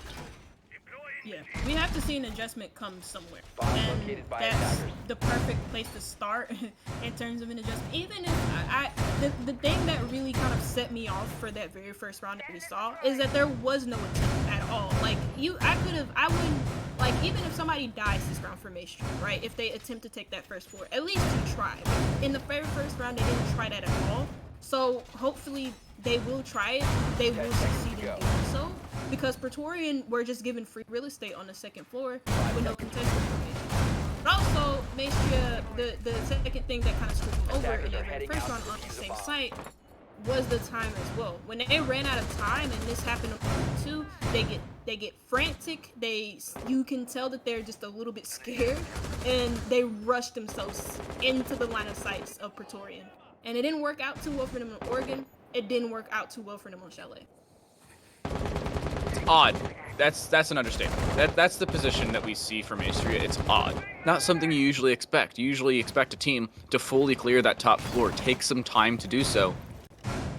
Yet here they didn't, at least the previous time out. Hopefully, again, that changes. It really has to if you want to have any shot of Pretorian being dropped on these rounds. You'll see the EE1D put out. Coles will back away, will be scanned, but that information relatively null and void considering they'll back away to their PN deployable shield and just hang out in a very similar position as to what we saw last time around. And, notably enough, they still have 3 Kiba barriers with 2 more on the way. They did this last time as well. Cole's playing out towards Library and looking to get some early intel on where exactly Maestria are pushing from, but it's not going to be a Library push as it looked initially. Instead, they rotated towards Solarium, the first kill coming from their second to follow up from Maestria. As they get some good early picks. That's Coles, that's Thanos, that's 2 of the players on this second floor. And it looks like they've fully cleared it. Now what they have to do is keep in mind Forever's position on Trophy Stairs, and that they do their job in droning and they take their time, especially since they have enough time to do so. Actually, they don't need drones, they just need guns, and Aiden is there to provide it.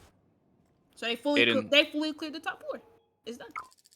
Look at them. They take it from multiple avenues of attack as well. The main window in towards the master bedroom. They were on the double windows across towards Solarium. That's what we were really missing, is multiple avenues of attack. Rafa needs to peek down towards the west main stairs, though. They have absolutely no idea somebody's just walked up. There's the swing, there's the kill. It's exactly what happens. SCP is dropped. C4 put through. That should not land, and it does not. But that's information gained as to the whereabouts of this Maestria attack. And yes, the site control is still here for Pretorian, but they're in a 2 versus 4. Now a 2 versus 3. It's actually turned back. This is not looking good for Maestria.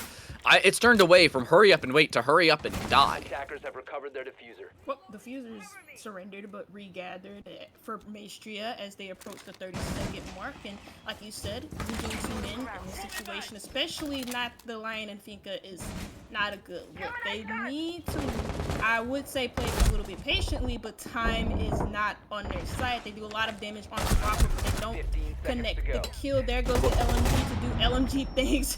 That was just a little bit weird to watch.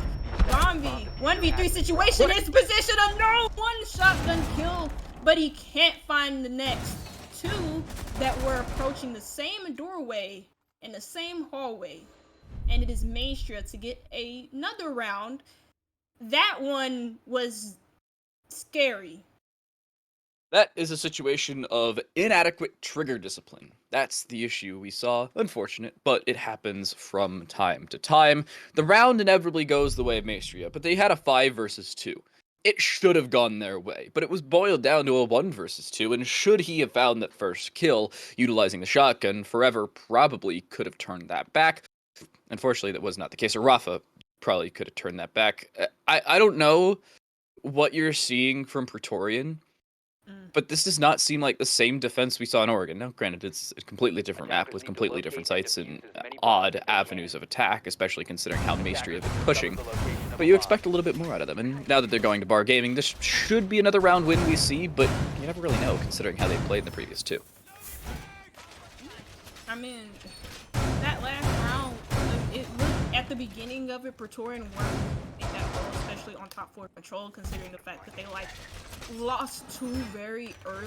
Bomb located by attackers.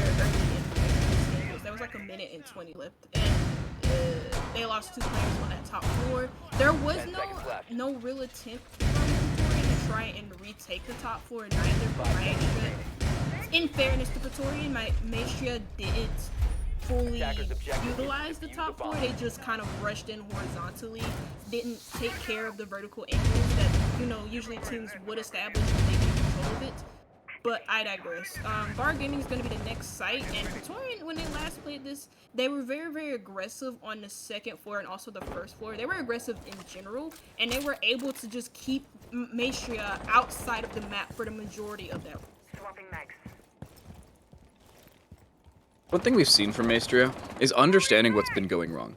In the previous round, for instance, they understood that back in round number 1, they didn't fully clear out the top floor, and that ended up being their demise. The lack of vertical control turned into a round loss. That time around, they take verticality in many different instances. You saw it across towards the Solarium double windows, you saw it towards the singular double window in the master bedroom, and the aggression from mezzanine and library as well.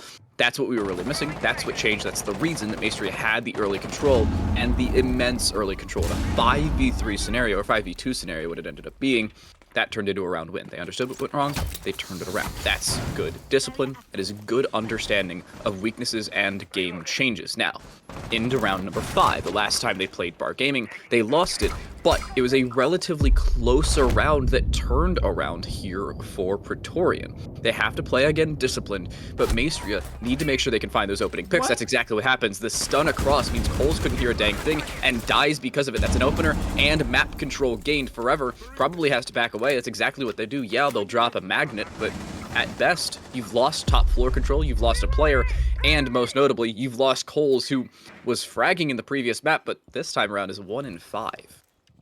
It's not what you want for Pretorian on match or on series point at this very moment. Maestria though, they have good map control, they have control of library here, increasing their main advantage. They grab Bombi, there is a trade for Pretorian, so a little bit of hope inside of this round, but 2 of your 3 players are very low on HP. One of them on about 15 to 20 HP, if I'm saying that correctly. I wish they just gave us numbers. That would be so much easier. But that's just me talking about the CGY. I'm not really talking about any too relevant. But what's relevant about this game so far is Maestria, they're in complete control of this round, despite this only being a 4v3. Health advantage is certainly in their favor. Plus, the amount of map control that they do have. There is a player on the bottom of those library stairs, but he should be easily pinched out from Maestria if they decide to go for it. With the vertical control that they do have, they are getting easy picks, but a 2v2, this is not what this is supposed to be right now for 15 seconds Maestria. to go. 15 seconds, they have to push in through that gaming window. The aggression's going to drum through, and Billy just drops to his death. The 1v2 now for Aiden, looking to push through. The LMG will only get you so far. Unfortunately, it won't find both of the kills, at least not early enough, but with just 2 seconds left, it's not going to happen. They will pick up the diffuser, but they will not have the time remaining to put it right back down. The round again goes away Pretorian, but narrowly could have gone back the other way. In this case, it does not. But bygones being bygones, Maestria definitely could have picked up, and probably should have, in all reality, picked up that round. Yeah, they had an early minute advantage, Maestria, but also they had like decent map control on library. Time, again, is an issue for Maestria, and we talked about their ability to read things and how good they've been at doing it. For the 2 rounds that they won in a row on the attack, they have been good at it. That was a round where, again, they just struggled for time, despite having that man advantage. And I feel like maybe if they just got the diffuser in sight just a little bit sooner, not through the means that Billy did by just jumping down the hatch, with no real information on the Pretorian players, where the player watching that drop, and he just dropped right into his own sight, instead of maybe going for a more safer option through the bar windows, or through the gaming windows instead. But Kitchen is going to be the site now for Pretorian, as this is going to be the last round before we switch the halves. You know, it's not too bad for Maestria on their attacks, but this is Chalet. I feel like they could be doing, I feel like they should be doing better. They should, but I feel like with Pretorian's defense and Maestria's lack of early game information, 2 rounds at this current position is not the worst thing. It's certainly not the best, don't get me wrong, but it could be worse, much worse than that. Again, Pretorian bringing out the newer operators as kitchen dining is their call, but I see a decent bit of verticality again. Maestria need to clear this, and quickly, if they want to have any shot at this. Now you see the lion again, that should indicate top floor aggression, and quickly so, at least hopefully, considering Maestria's round 1 woes, but they have turned it back before. That was round number 4, where they won the top floor, or won kitchen dining, and were really able to pick up that second round. That has to continue here. They have to have a 3-3 split. If they don't, Pretorian have a 4-2 advantage heading into the attacking side of Chalet. You're not in a good position. No, you're not. With the attacking win rate on this map, across all regions actually, it's considered, you know, it's considered the favorite side, not only in comp play, but also in all types of play. Actually, in some ranks, it's not. It's kind of weird. I don't know. Well, that's because it's ranked and people are stupid. Yeah, people are dumb. You're right. I shouldn't have too much faith in these people I play with. I solo queue though, but Keeper Barrier goes out to the Night Division vertically. He jumps to Twitch drone over it, doesn't get that information onto Coles, and he has to beat this character down. This is good use of the exotic. He's gonna use another Keeper in order to just waste Billy's time, but then he's gonna get naded out. And is he gonna persist in this position? I mean, actually, the player on the upside down repel was just taken out. So a good pick for Pretorian at the beginning of this round. Yeah, they had the run out. That was the most important part. You got the kill, and you just back away, at least for the time being. They have general information as to the whereabouts of most players in Pretorian, but they just are not finding the kills. Cole jumps out here. He dies. Most importantly, there's a Claymore sitting there, but Steelo from behind has that pincer maneuver established, and it functions properly. Steelo finds their first kill of the map, and now is looking for more. Finds a second as well. Where there's smoke, there's fire, and Steelo is heating up. Dano was in a very precarious position there, especially since Cole's died. There was no insurance from that half-on PO in order to stop that swing from Steelo from happening. Top 4 control is in Maestria's hands, but again, despite having the man advantage, they are going to lose it to a player who's playing down in basement, forever getting his 11th kill of the round, or sorry, of the game of Chalet. 40 seconds of attackers, and we talked about time being an issue for Maestria, and it's been a consistent issue with all of their attacks. Not even the ones they have been with. They're actually no, they went one. Time wasn't that big of an issue, but that was a bit unfortunate. Billy rotated to that one vertical that was established just on the west main, and he was able to get that easy pick. 2v3, okay, 1v3, as Billy takes off the head of Roth, but Bombi in a very precarious situation. Trophy is gonna get flanked from Aiden, who he's not even looking at. Yeah, the issue was he either wasn't expecting a second player inside of the Solarium stairs, or he knew that one was coming inside of the west main lobby. It was an awful situation. There's no getting around it. It could have certainly been better, but it is what it is. By the way, we have a pause. SCP's 4G connection, I believe through a hotspot, is not functioning again. Get internet, please and thank you, if you want to play competitive. Rehosts are fun until they're not. But luckily, it was in the middle of a pick phase instead of at the end, so we're good to go, at least for the time being. And SCP's back. Look at that. Right back into things. Magic. See, easy as you please. SCP should be able to pick an operator. I'm hoping they're loading into the game. Hold up. Maybe. Yay. Okay, we're good. Whoop whoop. That's SCP must be like a masochist or something to play on a hot spot for Siege. I mean, wait, can we go back to the scoreboard? Look at their ping. Watch this. They're only on like 50 ping, which is really not that bad. The entirety of their opponents, all of Pretorian, are on 45 to 50. So if you really think about it, it could be worse, but it's still kind of funny.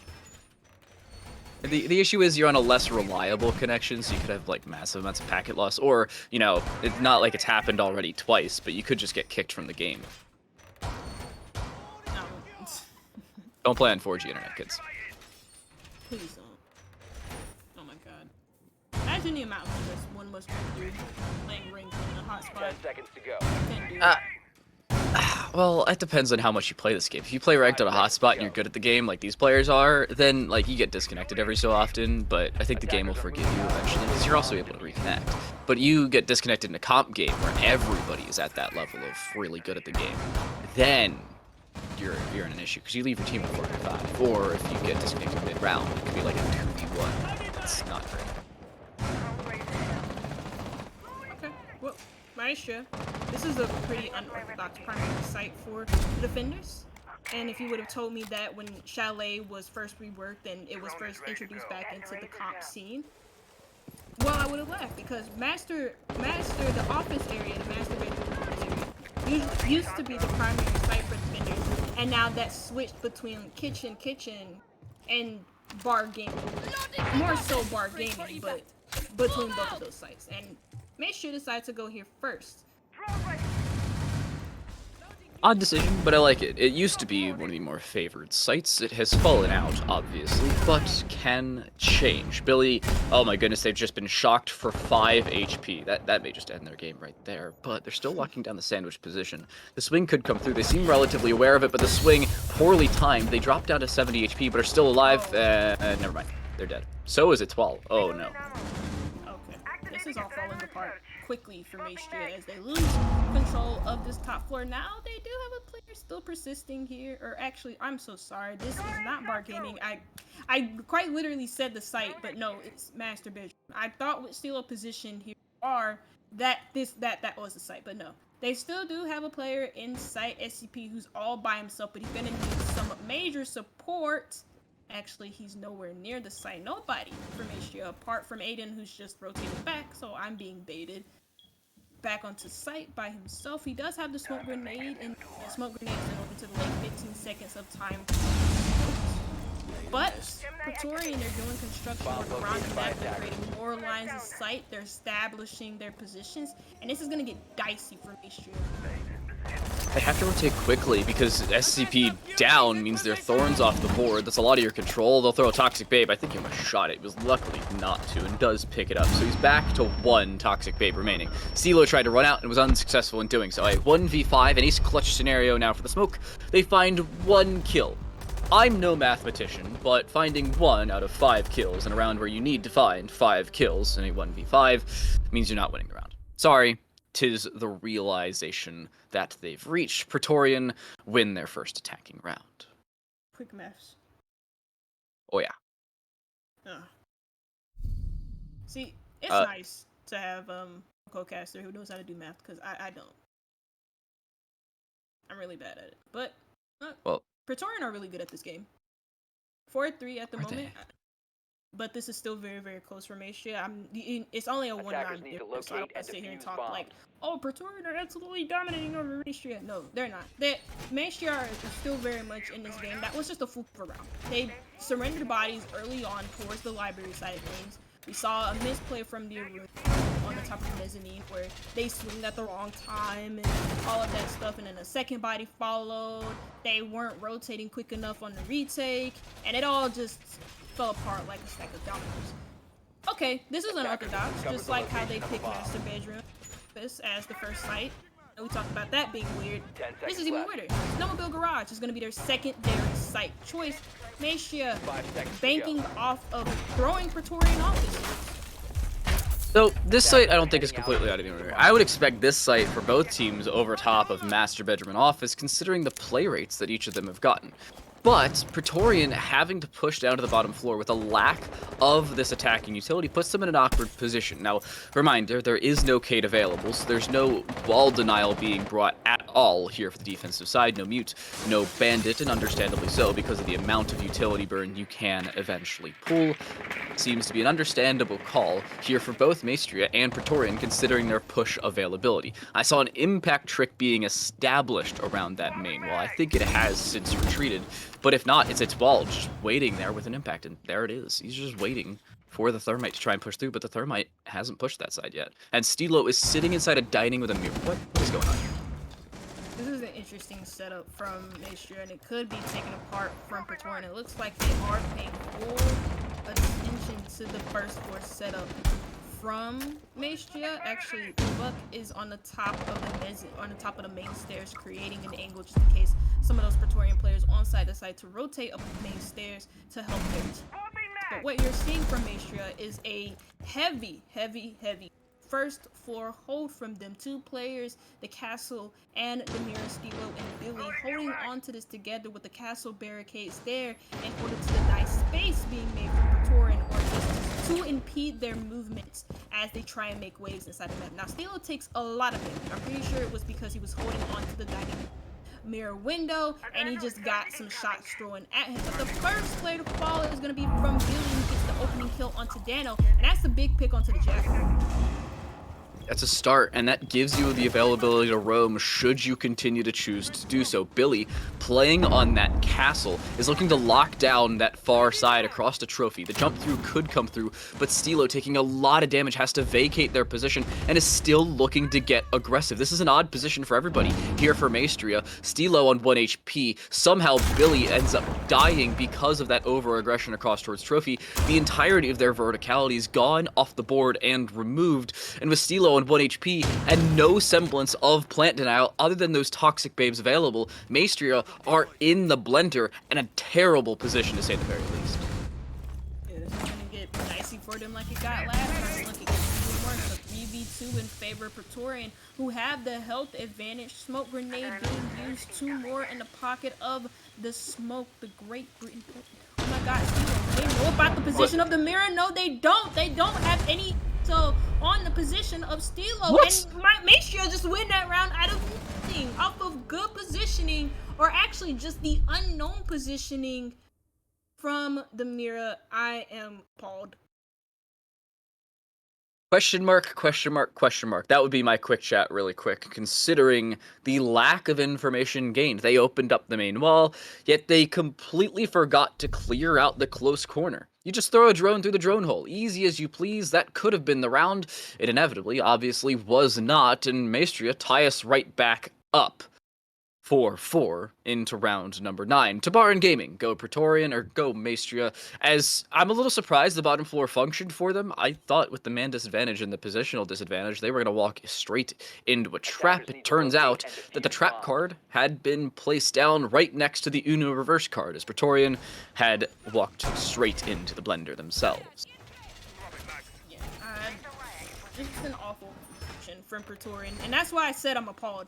I was gonna sit there and compliment the positioning of Stilo because he stayed in that position knowing that he had not been thrown out for Pretorian. It was great trigger discipline from the Mira, or not trigger discipline necessarily, but just good patience. Didn't swing onto the main wall like a lot of players would in that situation, but instead kept his cool, kept his gun ready, and he was ready. He got a 2K in that round. And Pretorian, again, just an awful execute from them at the end of that. It takes like 2 seconds to drone. And they didn't even take a second out of their time in order to put a drone in that area, and it costed them the round. Second round for Maestria is going to be, wow, I didn't even get a chance to speak because Atola just takes the head off of Coles. I believe that was a good night in the chat as well. Oh yeah, not Great Britain. For context, for all of you joining us, we saw, I think it was somebody on Pretorian get a kill and then type GBN in all caps. They meant to say GN, it was Rafa, thank you very much. Yeah, it was Rafa typed GBN after getting a kill. Meant to type GN, and then you saw the response from Etoile saying Great Britain. What Etoile really should have done is typed out Great Britain, just for the meme. But they correctly typed out good night, so well done. Proud of you. Your keyboard works. He probably got nervous. He's like one of those kids in ranks who's like shaking when they get like a kill and they get on the keyboard and they just they spam the 2 letters that they know. I don't know. I'm speaking a whole lot of ish. But Pretorian, I mean, they lose one player, and that's Coles. That's a lot of utility off of the board too, you know, because you're taking out the Capital, you take out, I'm guessing, I didn't even get a chance to look at Coles' utility because he got taken out that quick. But I'm pretty sure he had like the hard breach utility, plus you smokes, you use the asphyxiation bolts, use a lot of space making material. But forever, yes, all of the space inside of the hallway, where you swing the player in library stairs and just walk right inside of sight.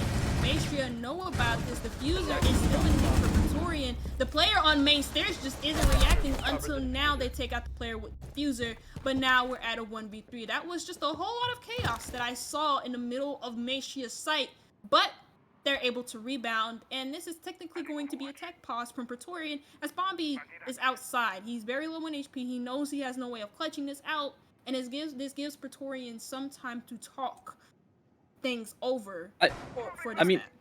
SCP has protected their own position to near perfection, at least where they were at the top of Mezzanine.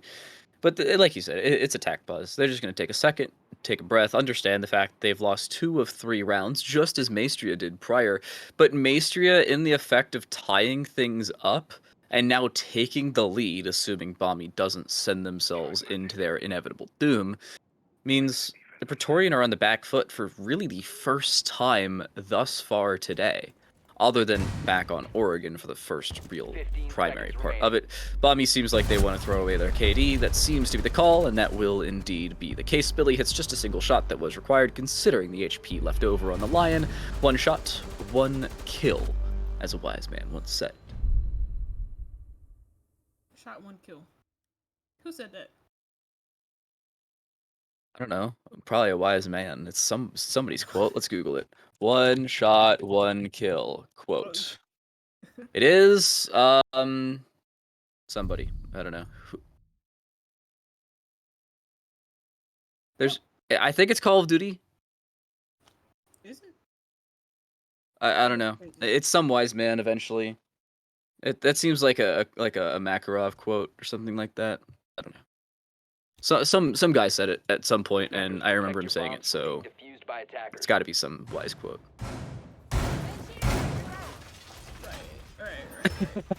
Bomb located by Gotta attackers. call me out like that. Who said that? That's not okay. I was genuinely curious. Oh my god, curious. Curious.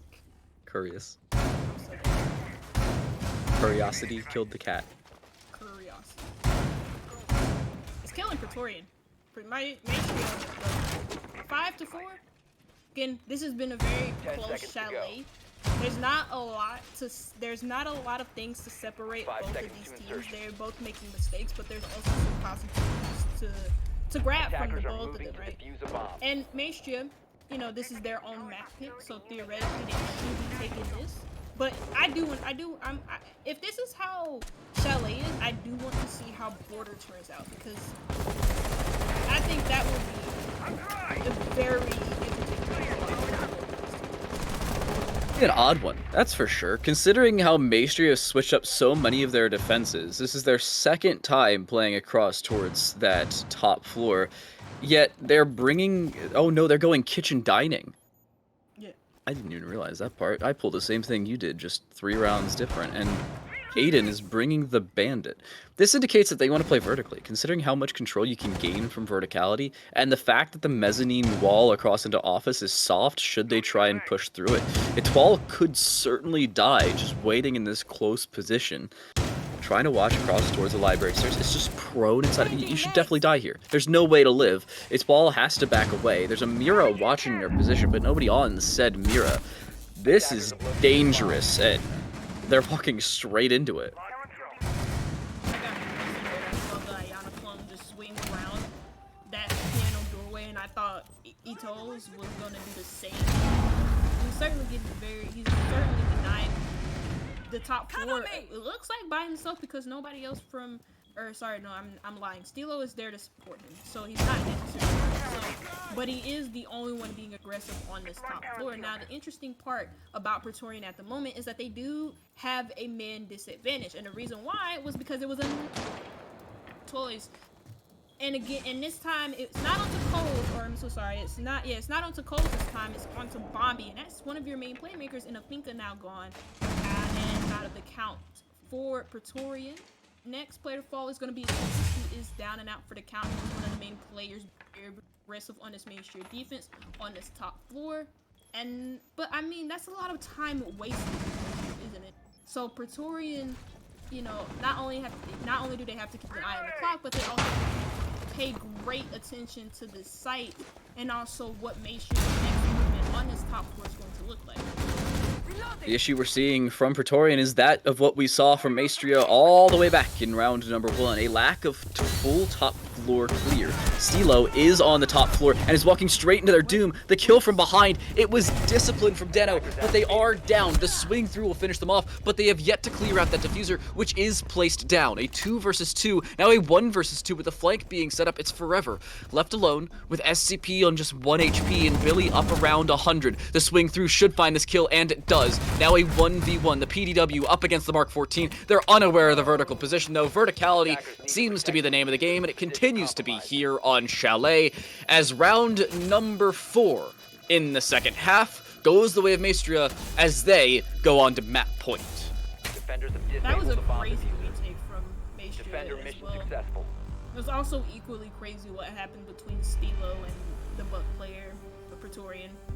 Just didn't pay any mind to Buck, whose position I'm surprised that it was unknown. I don't know if he was like in front of the vertical angles that he just made, but Stilo just ran in there without any real intel, and he died because of it. Also had the shorty in, which just sucks. But again, an insane retake from both the Rooney and the Mira in that 2v2 situation, also not looking the correct way neither. I think she expected the Rooney to rotate all the way back into trophy or into kitchen on the first floor in general, but banked off of that unknowledgeable knowledge that Pretorian didn't have, and Attackers need to capitalized locate off and of it. defuse bombs. And now we see Maestria on match point on Chalet on their own map pick. They only have one more round to go before they bring this into the border. It's just, this is a weird map on Chalet to me. I'm not gonna lie to you. It continues to be odd. And back to master bedroom and office goes Maestria. Again, an odd decision considering the current meta we usually see. A few more odd things I want to talk about. Number one, SCP is on the dock. Number two, Aiden's bringing the Thunderbird. The first time we have seen a Thunderbird and a dock thus far today, and personally the first time I have seen that combination of operators ever. And I've been playing and casting this game for about 5 years. Granted, Thunderbird hasn't been out for that long, but you still get the general idea. That indicates aggression, and SCP seems to want to do that early on. Here's the run out. Looking for an opening kill, they find nothing. And they'll back away. There was a drone watching them. That's the main reason Pretorian didn't jump up and over those rocks. But aggression seems to be the name of the game here for Maestria, which it really wasn't on their attacking side. I find that morbidly ironic, I'm not gonna lie to you. Yeah, no, for sure. I mean, this is the case for, like, even a lot of teams in top play. I know for, like, I remember this is like old school. Like the 20-second meta was a thing. Old school Vitality where they did this, where they were playing like insanely aggressive on defense, and they were like doing defense, but on the attack they were very timid. They played for contact, and it never really worked out for the attacks, and they were just a bad attacking team. Different types of teams now are both of those players, and that is a good night from Coles, who's going to be the first one to fall for Pretorian, but he does get a nice entry pick onto Stilo. Though that is the nook that's 2 names off of the board, so I don't know if that was worth it. And Maestria double that up with a kill onto Forever, and that's your Finkelgarn too. We call that a positive utility trade, as Maestria not only pick up the trade onto Coles, dropping the 2 nades and the Nook themselves, but they also only drop their Alibi, who had already put down the Prismas and the deployable shield. Forever is dead alongside Rafa. That's your hard breach and a lot of your overall efficacy. And considering the fact that there was no hard breach denial on the defensive side, it begs the question, why did that exothermic charge not go off earlier? Apparently the call was to jump out. That ended up being the incorrect one. The trade comes through. Bombi will find 1 kill. That is all they will pick up in the clutch scenario, as the Twitch is immediately traded onto. And Maestria pick up exactly where Pretorian left off. A 7-4 win for Pretorian. Back on Oregon, it's met exactly with a 7-4 win here on Chalet by Maestria on their own map pick as well. That was a very odd map of Chalet to like watch for just a number of different reasons. This wasn't, we said for Pretorian that they played really, really well on Oregon, and I felt like Maestria did play well on Chalet. Their attacks were a little bit funky for most of Chalet, if not all of it.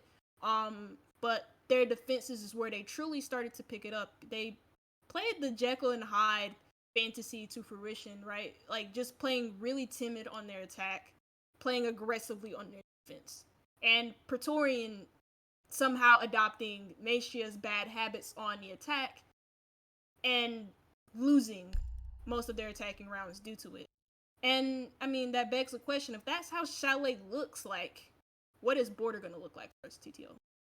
Well, unfortunately, we don't know 100% just yet, and considering it's only been played 2 times all season, and both of those, unfortunately, were off stream, the answer is unfortunately unknown, at least for the time being. Pretorian picking up their own map pick of Oregon, 7-4. Maestria meet them at halfway, making their own map pick, a 7-4 victory in their own right. A third map is a requisite here in our first semifinal, but the question is, which way does it go? The answer, as it was prior, right after the break.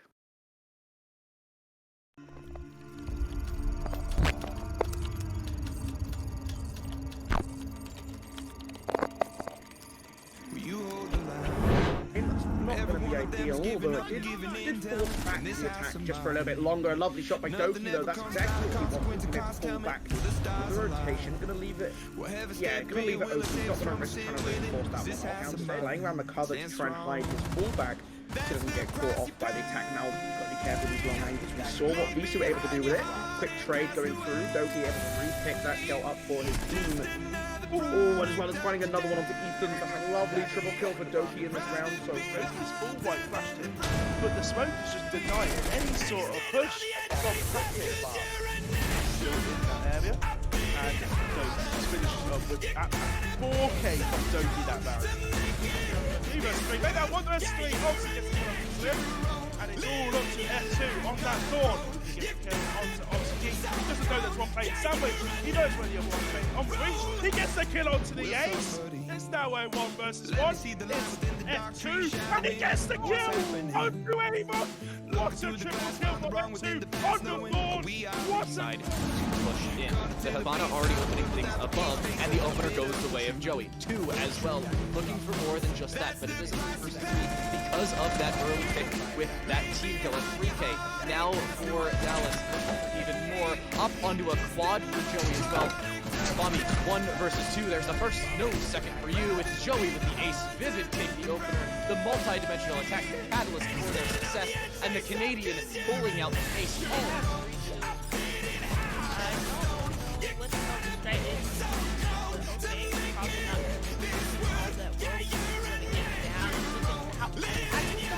What the hell this strat? Yes!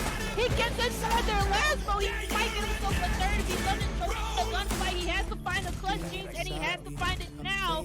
QVG have just thrown the ball.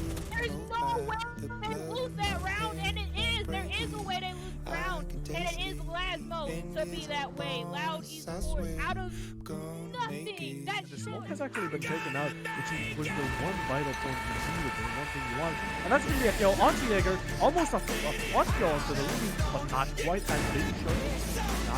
Especially with 29 seconds remaining, there's going to be drop here. I don't know all of this time. Well, the thing that is out of this is no more food, there's no more. But there's going to be a kill transfer over to the Hibana, the 2 F2 out of the game. It's a 1v2 situation, post time is there. So what will our learn from the Baby Shark? He gets another kill. That's triple onto the head. He needs to get one more. And will he be able to do it? As he actually gets it. And that's going to be quad kill and a clutch from the Rooney player. What did the fuse in the head?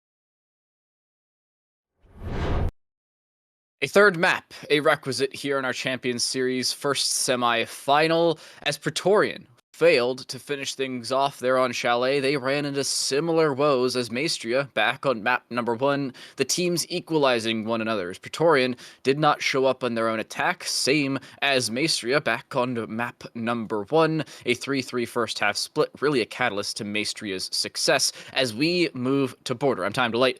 This right here is 1B, and 1B, a surprising finish to our second map. Honestly, not something we were expecting. He going is into it. coming. Yeah, Maestria. I'm so sorry. I was. Some context. We have a screen share of the game full time, so we can hear everything that goes on in the game, whether you see us or you see the game. And in-game and lobby voice chat is enabled. So we asked when the last player from HG is coming, and we got in a very thick French accent, "He is coming."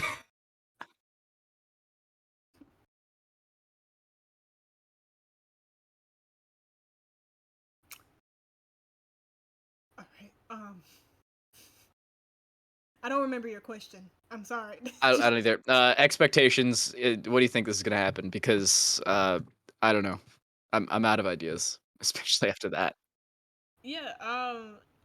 Last map was pretty weird in a sense that both teams weren't really necessarily too good on their attacks. We saw Maestro on the defense completely flip the way their play style, the way that they play on the defense compared to how they play attack. Very, very aggressive on their defenses, and Pretorian just seemingly couldn't handle that. They couldn't really pull attacking rounds together. I believe they did get one, but regardless of that, they weren't able to translate more of those attacking rounds that they had into wins, and Maestria just took full advantage and took the second map. So we move on to Border, and I hope with Border being as attacker sided as it is, it being as small as it is, it's so easy to attack. I can't stress this enough. We need to see improvement from both of these teams in their attack, because Chalet is like Border, but both of these teams completely sucked at their attacks. Well, the other part about Border is that you can extend to 1 or 2 rooms next to the site, and you've cleared out that entire side of the map. Like on the bottom floor, for instance, there are 3 rooms on the south side of the map. It is ventilation, workshop, and bathrooms. That's it. And then tellers, kinda, but not really. And that's the exact same point on the top floor. You have office, you have fountain, you have armory, and maybe across towards the back corner of fountain.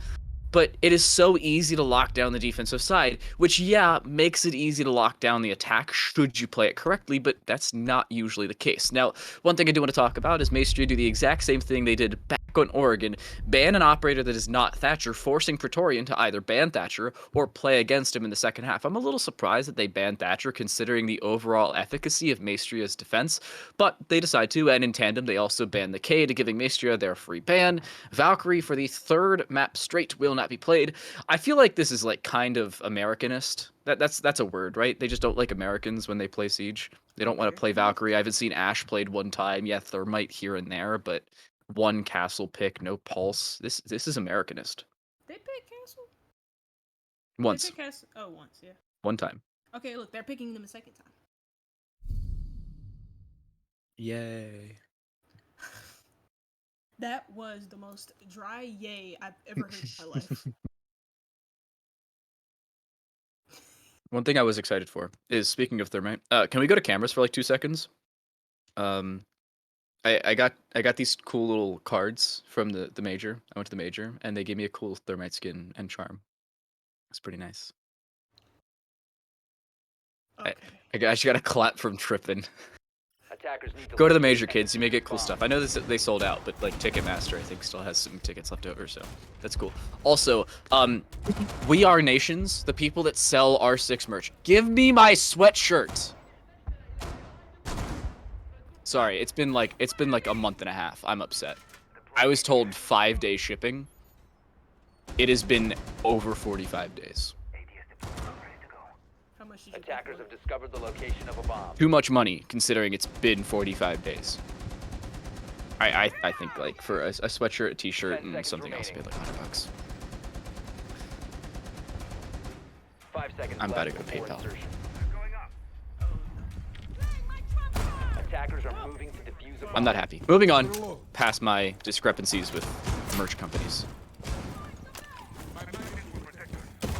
Into round number 1. It is an unsurprising armory defense, I'm not gonna lie to you. Pretorian's attack seems to be relatively straightforward as to what they want to try, but I'm a little surprised that Forever's bring the Lion. This is something we didn't see as much from Pretorian compared to Maestria, is that Lion choice, but still something that's viable. They're bringing the 417 though, and that's one thing I really don't like. Yeah, you could bring the 417 if you're really feeling ballsy, but you have the V308, which has a high fire rate, at least high-ish fire rate, alongside the fact that it's also easy to control in terms of recoil and does a decent bit of damage. Again, why choose the 417? This is the same situation I had with the F2. What's going on? Oh, the nade. Oh, the nade! How does that not kill him? That's... How is he alive? He's very low. I don't know how he survived. That was like, right. I guess it's because he was like mainly. The concrete saved him. If they sneeze on him, he dies.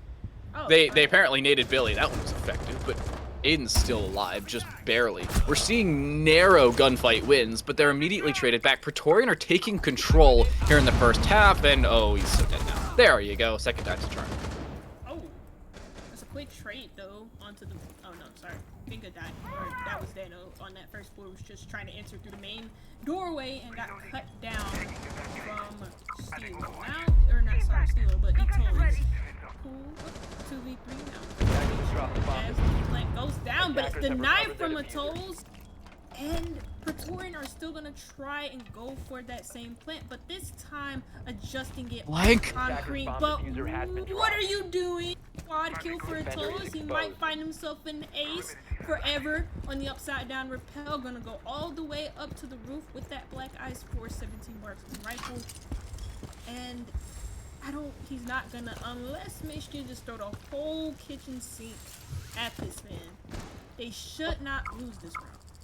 Well, a 1v2 is not completely out of the ordinary. He's moved around towards the north balcony, pushing straight through. There's no cap cans, there's no possibility of utility-based trades nor advantages here for the defensive side. The 417, certainly not the best weapon to have in this situation, but it's not the worst either. It's Wall. The swing around doesn't do damage, but gives away information. Forever has seen him across towards that closet, and now needs to gain the control. The shot across denies the ace. Now a 1 versus 1. Near full HP versus 110 health, but it's the MP5K, which will give you all the advantages in these close quarter scenarios. 10 seconds left. As time continues to tick away, Forever has to clear out the sandwich position. He swings through, looking for the frag, has the information as he swings, but does not have the kill, at least not just yet. But it's down to a pistol versus a 417. The 417 just does not have the angle, could not make up his mind, and fortunately, the hatch was open. He drops away and drops down for his team to pick up that win.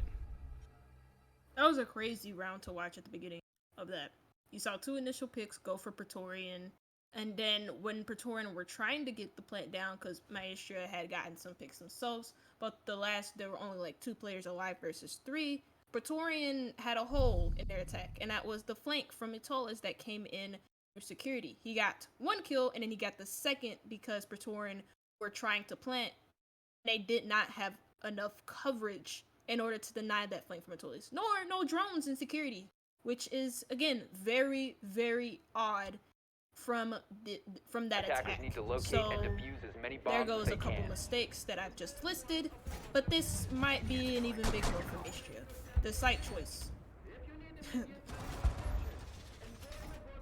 Hey, I'm in the minority here. I like Customs and Passport more than I like Ventilation Workshop. I'll explain. So Ventilation Workshop is relatively easy to attack at face value. Your options consist of clearing out that top floor. You can drop that ventilation and workshop sets of hatches, and bang, you have full verticality control, and the only semblance of control that should be left over for the defensive side would be maybe the back corner of ventilation and the bathroom itself. You really cannot play on site should the top floor clear be effective. That's a similar situation here on Passport and across towards Customs, but the main difference is the fact that there's only 1 hatch above, and that 1 hatch doesn't give you as much control as you think.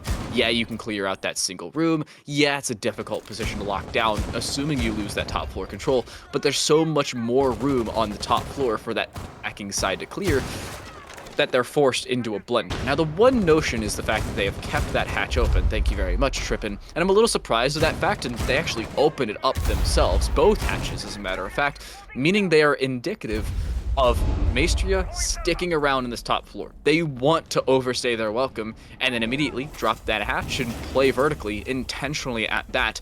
I like this defensive setup for Maestria. I think this could work. They don't give up any early picks on this top floor. The main kicker, but the main focal point for Maestria is keeping himself alive and wasting as much of Pretorian time as possible, while also trying to deny Pretorian map control. Etoids is also going to deny some map control on, and that's basically on the east side of the map, but they're planting. Rafa is planting. I'm pretty sure that is in.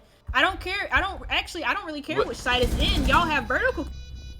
Where is the angle? And there goes one, and Rafa clears it. That plant was just given to Pretorian despite the vertical control and the vertical angles being established from Maestria. What the hell happened? They were just people watching and nobody's watching the site itself. But that is a nice double kill from Stilo, and that grabs Coles 2v2. Wait, that's the round. Going to steal it. He's got it. There's no way they can deny this bomb counter defuse. Stilo just sticks on it. What is that round? Maestria go from completely giving up the defuse plant to long-arming it with two players rotating from two completely perpendicular angles. Maestria go from giving up the round to taking something they should have no argument in being involved in, much less winning. They win customs inspections. I'm not gonna lie to you here, 1B. They should not have. By any means, should have never happened, and they actually have the similar opinion to me. They also favor bathroom tellers over ventilation workshop. Usually it goes armory, then bathroom tellers, and then ventilation workshop, or armory, bathroom tellers, customs, passport. It's usually not bathroom tellers as the third option. I'm sorry. I'm very confused about that last round. There were a lot of things that just went wrong for my Maestria, and you're still able to win it. Again, they had vertical control. Okay, he just downed his own teammate, so Billy's now on 25. Well, they've got the Kona stations. It's okay. Luckily, they have Kona stations. Yeah, okay. Yeah, you're right. But, like, that last round, that last round I do want to talk about it a little bit, because Maestria had vertical control. They had the vertical angles made for them, like the shotgun holes or whatever they used to make those holes. And I said in the middle of that round, I don't care what side Pretorian planted in, because those angles that they've had should have helped them in denying the plant, regardless of which side Pretorian picked. Of course, they picked not inspection, but customs to plant in, but Pretorian played that post plant horrifically instead of maybe playing it just a little bit safer, considering the fact they could just they didn't even play it like right by the window, but even then they planted in a spot where if they put themselves outside of the window, they could have still watched for that defuse. But they played that so aggressively, and they just gave up easy picks to Maestria, and the last player, or one of the two last players for Pretorian, couldn't stop the counter defuse from Maestria, and that round just went south quick. Even though Pretorian, with everything that just went their way, it should have ended up in a win for them. The issue is they ran into a situation where they took control early that they really shouldn't have, and the rest of their team didn't expect them to have that control. So with their positioning, it wasn't a mistake by any means from the remaining players, those two, by the way, being Dano and Bombi on the Ace and Sophia respectively. It was a situation, well, yes, Pretorian took that early control, the rest of their team wasn't fully aware of it. Speaking of taking control, by the way, Coles just found a double on the LMG for Pretorian. That's a man advantage, and dropping the Wamai and the Echo is a massive start for them. They figure out the position of that Pulse, who's just waiting with the XM in hand, looking to pop that C4. They're unsuccessful in finding anything other than vertical reaches. Not the position that Maestria would like to be in, and Bombi actually finds that C4 as well. This is not looking good for Maestria's defense. Well, earlier it was. Yeah, they found the opening kill in a Dano, the gridlock off the board. That allows you to push for a roam so much more. Now, not so much, and it's entirely not at all. Oh, Lord, and Billy. So he has to find 4 kills. He does have 1 overall after 3 rounds played, this being the 3rd, and Plant is going to go down. Plant is going to be a lot better for Pretorian. Attackers are activating the bomb They do diffuser. have, but that is a nice flick onto Bombi with the U in hand. Has to find 3 more. Plant has gone down. Time is a ticking, but he's clicking heads. Pretorian, well, they have to play this up. It's safe. They can't be isolating these gunfights against only one player, despite Billy having the worst gun in the game. Again, time is ticking down against the castle, and it's only going to be made worse the longer he draws this out. The last 2 players are playing this so properly. One is on the upside down rappel, and the other is standing to his left. Pretorian take their very first round on the attack, and round 3 of Border onto Bathroom Tellers. That's a round that really should have gone Maestria's way. I think the lack of overall control they had, both vertically and on the site proper, really shut them down. But it came down to winning gunfights. And, of course, they are 1v1 gunfights. It's usually a 50-50 situation.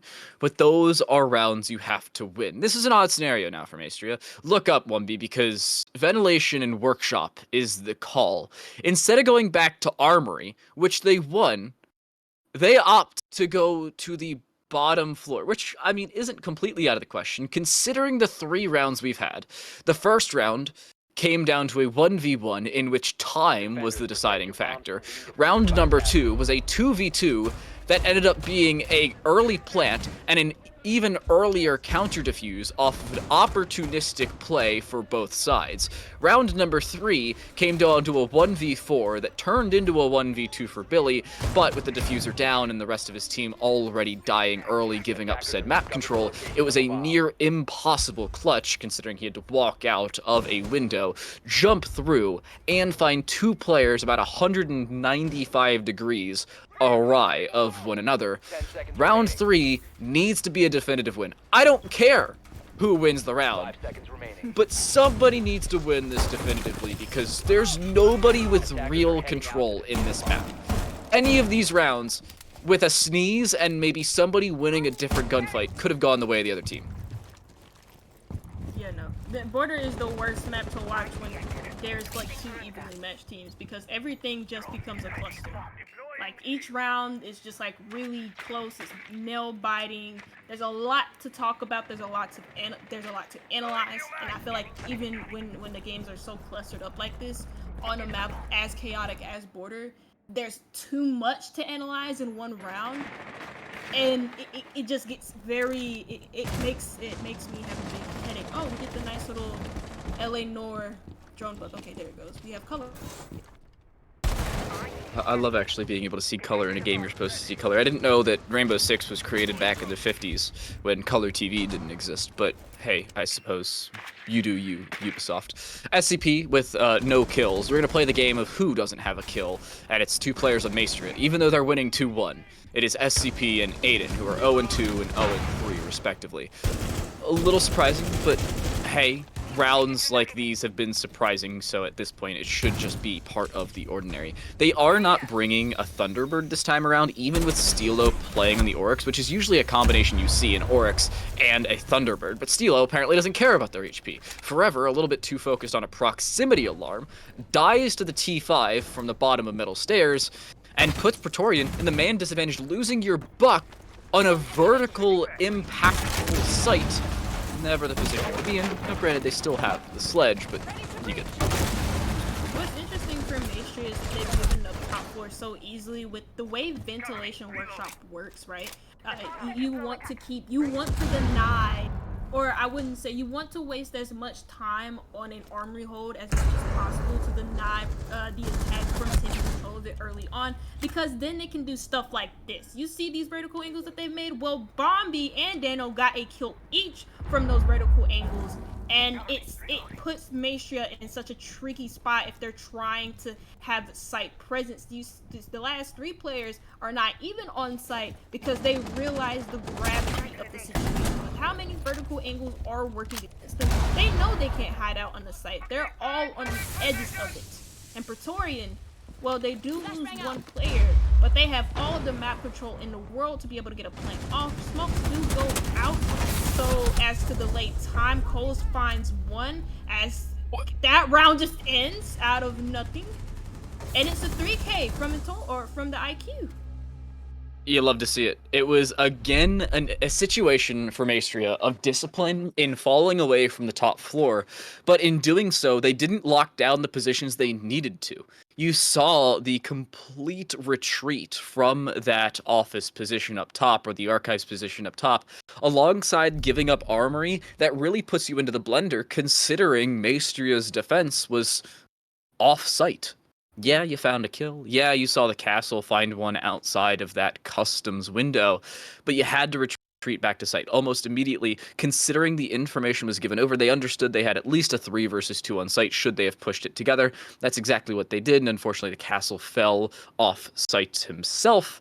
It is a round that goes the way of Pretorian. That was a definitive round. That was one that we've really been looking for.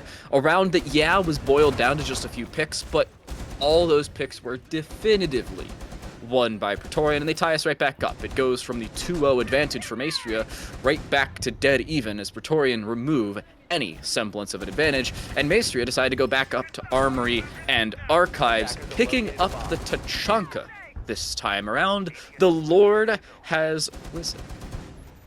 Bomb located by attackers. That was a Christianity and Tachanka joke. What did you think about that one? I didn't like 10 it at all. seconds remaining. 5 Listen, seconds left. you know what? The main, I feel like if anybody in Siege has had a bigger glow up, if I can use that word, because I'm going to use it anyways. Glow up. I feel like it's Tachanka. Despite him not being picked a lot in comp play, even if you are a team that just might not find smoke useful in certain situations, which is completely false information. Even if he's banned, he's a great Tachanka's a great alternative. He was originally a meme in this game. And now look at him. He's kind of turned into like a secondary hero on defense because of how much delay potential you could get from those fires and how far they spread. It's a pretty nice turn up. But okay, that's not a turn up. That's not what you want to see. Your Maestria. First pick goes in favor of Pretorian. Toys, it has been like really decent in terms of getting those opening picks, but what else has been decent for Maestria? I say their trade game. Yes, I would talk about Dano really quick, whose scoreline reads 4 cubed. He is 4 kills, 4 deaths, and 4 assists. That right there is wild consistency. Sledge main no less. Nade, that does not kill him. That's a little... There has to be like an entire hard wall between him and the wall there. Oh, it is. It's the concrete on the floor. If he throws that 3 feet further, he finds the kill. But, well, a game of inches sometimes can be won by mere millimeters. Stilo, back on low HP, this time on the Wamai rather than the Oryx we've seen prior, should be in an awkward scenario. Dropping Coles means there's no adrenal surges remaining, but it may not really matter considering the positioning of this attack. They're aware of Stilo's position, who is low HP as well, and SCP still has all 14 Shumika launchers, but has to find kills before even being able to utilize them, much less finding efficacy out of them. The stun lands, he'll die as well. It's down to Stilo with 1 HP and a dream. Unfortunately, that dream may soon become a nightmare considering the position they have to lock down. Plant is going to go down as well. Praetorian clearly wanting to win this round. They do have a player watching this plant. Stilo is looking to go through. Stilo, as of now, is on very low HP, but he doesn't even see the head of the Sophia, who I believe the head was blocked by a computer. Yep. That's crazy. It was like right behind that monitor, and he just didn't. He just couldn't. He just couldn't. The desk and the monitor, the deciding factor, at least in that gunfight. I don't know about the round. Even if he finds that kill, it's information gained, plus the combination of that, and, well, it was a 3v1. But past it, you're still looking at Pretorian with an advantage. Regardless of the outcome of this round, they have at minimum tied up the half. And heading on to the relatively evened up border defense, you never really know what you can walk into. If you at least have an advantage going into it, you're good. If it's tied up, it's not the best case scenario, but it could be worse.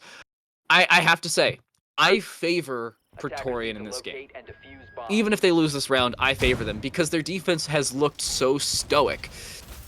You never really know what's going to happen in this round. The last time we went to Customs and Passport, by the way, for all of you wondering, in through the prison cell came Pretorian. They then jumped through said window, in through the Customs door, planted in the close corner, got over aggressive, and then gave up a counter defuse within the first 20 seconds of the diffuser being planted, while 2 players were still alive. That's how chaotic that round was. 10 seconds left before insertion. True. Good point. I've been getting sick 5 by seconds how left before fast and how spinny everything has been. But Attackers' objective is to locate I don't know. a bomb. I kind of agree with your opinion that if you had to take a team right now, it would be Pretorian. I think if Maestria are able to like some of the mistakes on their attacks and they're able to take full advantage of how attacker-sided this order is, just because of the many aspects of the map, I feel like they can claim a win here, but I don't really know what happened there. I don't know what to think. A bomb has been anymore in located. this game. I'm gonna gamble the fact that he fell off the roof because that has to be it. I don't see any explosive utilized in the defense. Maybe oh no, it was a C4 from Aiden. It came through the vertical position just over the reinforcements. They threw it through and it just barely killed him. That's why Aiden no longer has a C4 and why Coles is down at about 40 HP. There are still 2 adrenal surges left so they can get up to a max of 70, but still not the worst case scenario. Down goes the Selma. That lands. It takes out the second Selma, but the first one goes off. That's an angle that has to be kept aware of. Make sure you have to keep that in mind as well. Okay, Aiden just rotates right in front of it as Dano is on his drone. So that could have been an easy kill for Pretorian, but no roll, no dice. But okay, forever rolls and he finds number 1 as he gets the first kill inside of this game. That Prisma is still kind of tripping me out. I didn't know what the hell that was up until the point where I was just, yeah, I see it right here. Prisma activated outside. But Pretorian, they get them in and get them early on, but what they don't have is control of servers. So if they go for this inspections window jump in, they have to keep in mind that Maestria are holding on to these vertical angles because they just fully ignored this last time and they still got a plant down, yes, but the post plant failed them as again they didn't really have control of border itself. Not again. They're putting down the plan again. I think it's in a similar position, if not the carbon copy same. It is. It's the exact same spot that is yet to be cleared, and they will vacate the premises. A 4v2 as Aiden has no C4 left. Billy already utilizing their deployable shield. It really wouldn't be effective regardless of whether they had put it down already. Aiden dies when the long angle is removed. Billy, a 1v3, jumps out looking for the first kill, won't find any. Pretorian make a carbon copy of their previous attack, plus about an extra minute of clearing out what they needed. They distract the top floor hold inside of CCTV and security, pick up the round off of the defused plant, and establish a 2-round lead into the second half of play. 1B, this time it worked. That time it worked. I mean, you saw how quickly Pretorian, when they got that plant down, the 2 players that were inside of that site, they just decided to run outside and hold the post plant from there. You saw the line playing a little bit passive with, I cannot remember who for the life of me was on the bandit because I have a really bad memory, but I believe it was, no, it was not Billy. Okay, Aiden. Okay, there. Thank you so much, Trippin. Aiden, who was like trying to go outside of the main door and retake the window. You saw how passively the line was playing in that position. So a good post plant play from Pretorian, a much better one than what we saw from the very first round on Customs, where it wasn't really necessarily their fault. Again, it was just the fact that they just ran in and we saw just a flurry of kills and Maestria were the ones to come out on the top. But now we see Pretorian on the defense, Maestria on the attack, and well, you've seen this switch before. But Pretorian are leading, and they are on a defense. But, you know, where does that take us for Maestria on the attack? Your Pretorian, their defensive side has to be about as clean and clinical as it gets. But given the fact that there's a bandit who is setting up all of their bandit batteries across towards the office and not really focusing towards the main armory wall, that indicates that Pretorian want to play a little bit more of a lax defense on the site proper. You see one across on towards security, one rotating back into the hall, now into security, at least as far as I'm concerned. This seems odd, at least from face value. Maestria have an odd setup from where they're currently established. I don't know how to feel about this one. Sorry, I actually muted myself because I'm me. I'm 1B. But Billy Well played. has some nice intel on a player in Kenny. He can't even get that angle. So I thought he was gonna like I thought he was gonna get that. Yeah, I know you can't get that angle, but I remember old school, or actually no, this is kind of like the same border with like there's like an angle could have got. But Etolis takes out his own teammate. That's the Nomad, and that's your flank denial. And that's the good night in the chat for Maestria, and he did it.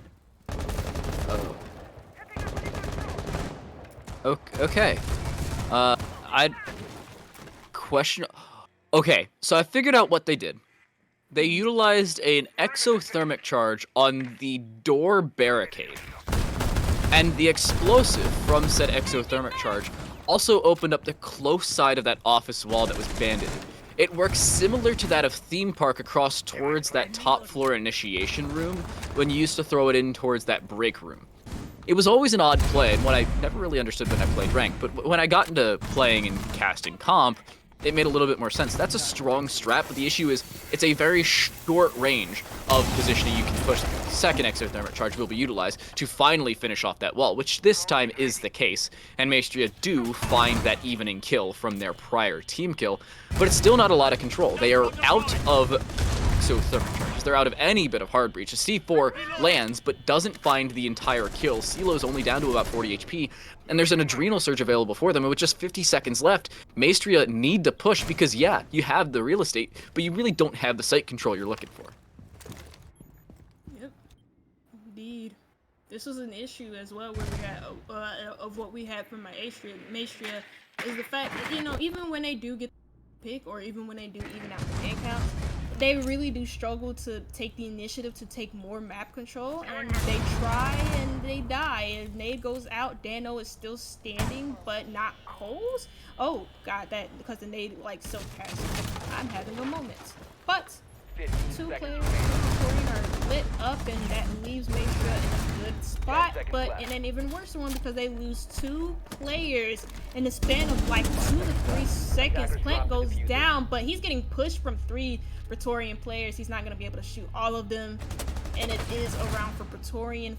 5-2 is the score line, so a little bit harrowing, but that doesn't mean that Maestria can't claw their way back into this. Yeah, this is a timeout for Maestria, by the way. They are wondering what the heck's going on, and understandably so. They want to take their 60 seconds and pause, slow things down, because that attack, not very good. Yeah, you found an opening pick onto your teammate. Yeah, you found another opening pick onto your opponents just to even things up. But Maestria, past that, really did not have a whole lot of map control. They have 3 players with 2 or more kills, or more than 2 kills in this situation. The other 2 are on 1. A single kill for 2 players through 7 rounds of play is never a situation you want to be in. Pretorian have expanded their lead to now 3, and Maestria, looking at that attack, just seems similar to both teams in the second half of the last 2 maps. Unable to attack. The second half attacks from both teams, I don't even know if has not been there is the right set of words. They've been non-existent. Yeah. No. We just seen like consistent mistakes from Maestria, and you know, we complimented them when they won 2 rounds in a row and play on their attacks, and we talked about their ability to read things. But other than that, their adjustments on the attacks are still not really adjustments, but the same issues that we see from them on the attacks are still an issue. They've taken this time out, you know, to talk things over. And I feel like even though they didn't take a timeout in the first 2 maps, I don't think there was a really good way or a really good round or a really good time to take a timeout in those 2 maps. I think this was a good timeout for them to take. But when we were heading into breaks, when they had time like 5 minutes to talk to each other and say, hey, you know, this is a consistent issue for us on our attacks. Let's work to fix them, because even though they won Chalet, those attacks were still atrocious. I mean, it was from both teams, but Maestria were still struggling with a lot of issues that we saw on Oregon on an easier map to attack. And now we're seeing it on Border, which is an easier map to attack than Chalet, and they're still having these issues. So, I think that Border and Chalet are very similar to one another in the availability of an attack advantage. So if you find a 3-3 split on your attack, it's not the worst thing. You're looking for a 4-2, as Pretorian found. But Maestria now have convincingly lost their first round of play, at least on their attacking side, and need more. They need a round win here. They're probably looking for 2 or 3 straight, because they allow Pretorian to find 3 straight match and series points. There's no way you're winning that. I'm sorry. Against a very consistent Pretorian team, there's no shot. SCP looking for this opener should find it, and does. Bomby running out in the open is caught out by the Type 89. That's an opening. That's a start for the comeback for Maestria, as they're already 3 rounds down, but they're 2 men up on said round.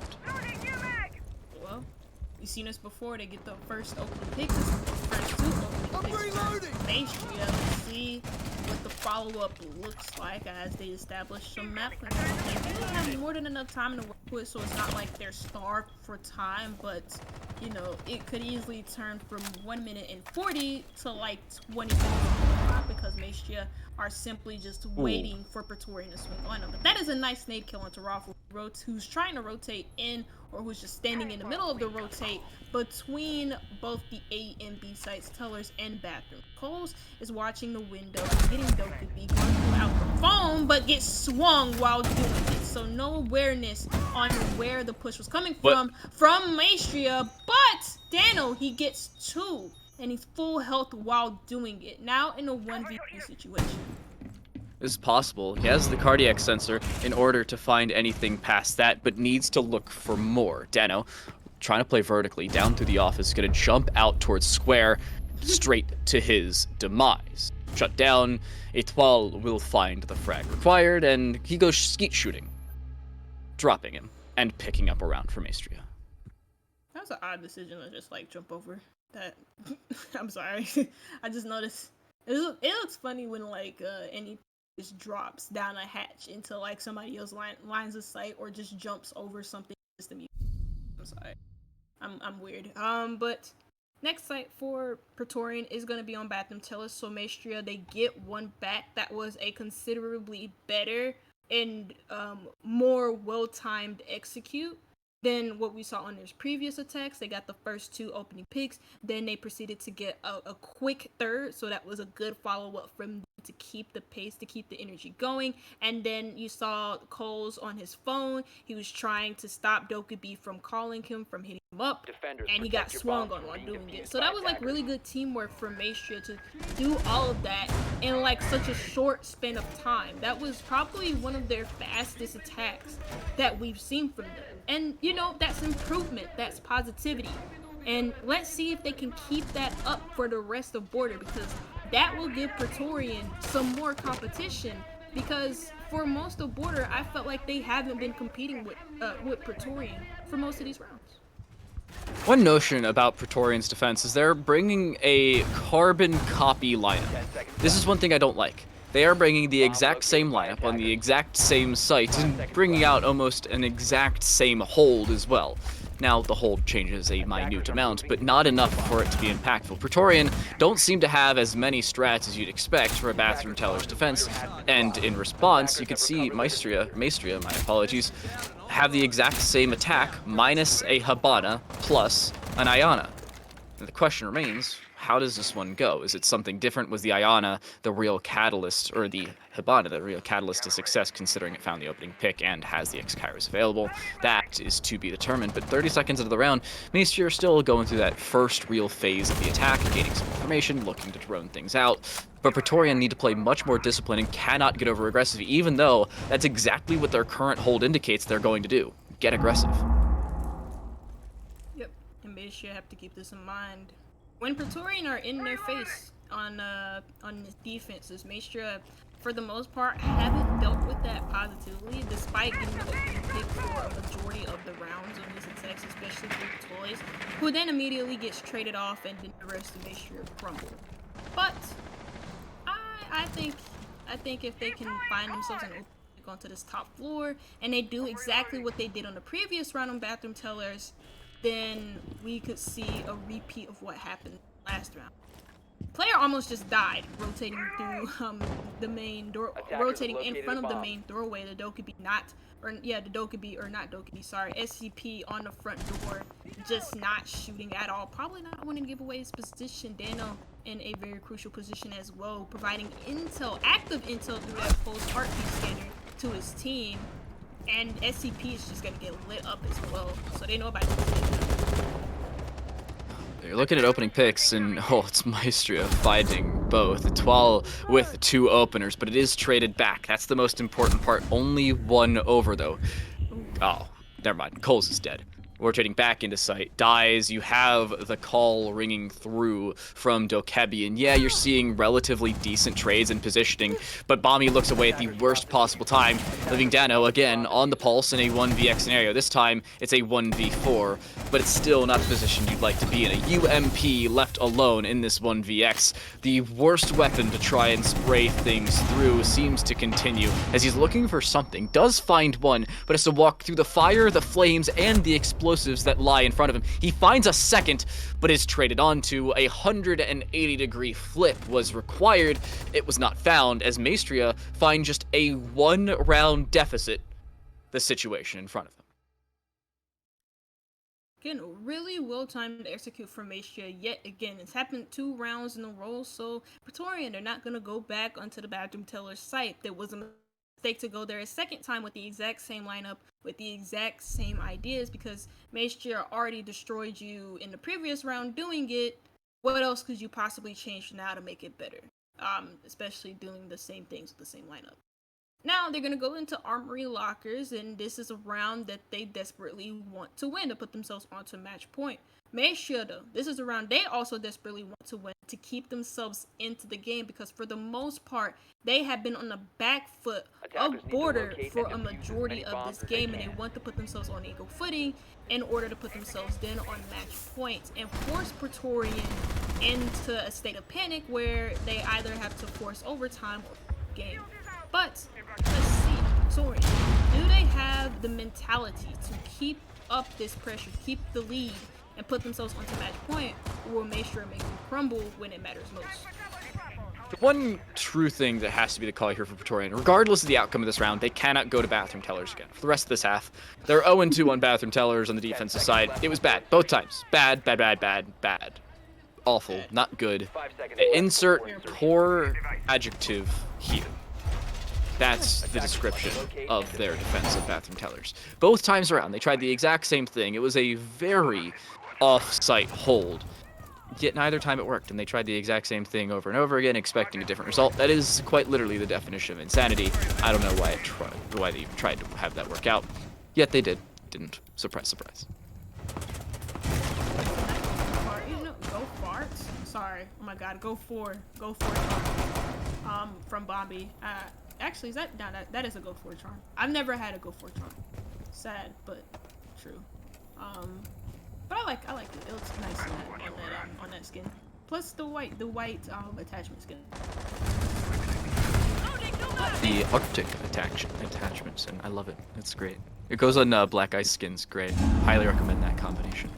You can't do many skin combinations in Siege, but that's one that's good. The red one goes well with Black Ice too. True. Skin combinations. The essence of Rainbow Six Siege. That seems to be the call. You have to run away there. They do open things up. I'm a little surprised they were able to, but it was a good start. They have 1 bandit battery remaining. That's placed on the archives as well, unsurprisingly so. But Pretorian have a different attack to deal with than what we've seen previous. It's still somewhat similar, as in the fact they're trying to push through office and gain control to the backside of archives, but they have to find these frags early. That's the most important part for Maestria, because the last time around, they were just shut down. Oh, that's exactly what happens. Good night, Stilo. Oh my God. And it's the team. No, and Stilo dropped a nade! When Yeah. Stilo died, he dropped a nade and killed his teammate. No way. He was prepping that nade for Forever, and Forever quite literally made him drop that nade on his own teammate. That is irony in its finest form. And now Maestria start this round off with a 5v3-man disadvantage. Toys does gain some ground in offenses with the many lines of sight that Pretorian have against him.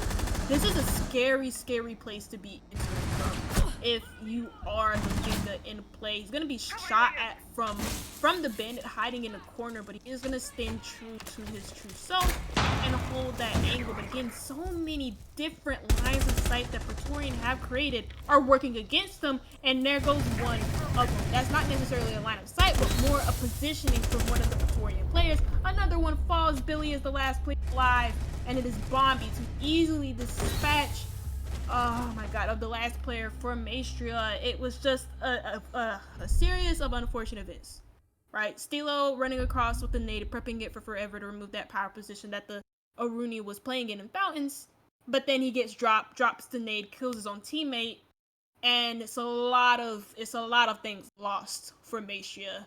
That loses him that round, and it puts Pretorian on a match point. I wonder what that's gonna do to their confidence heading into this potential last round. Should not be good. They're going to bathroom tellers again. There's no way. And they're bringing the exact same composition. All right, hold it. We're going to play the game of comparisons here. All right? So in round number 1, where they tried bathroom tellers, it was ironically round number 8.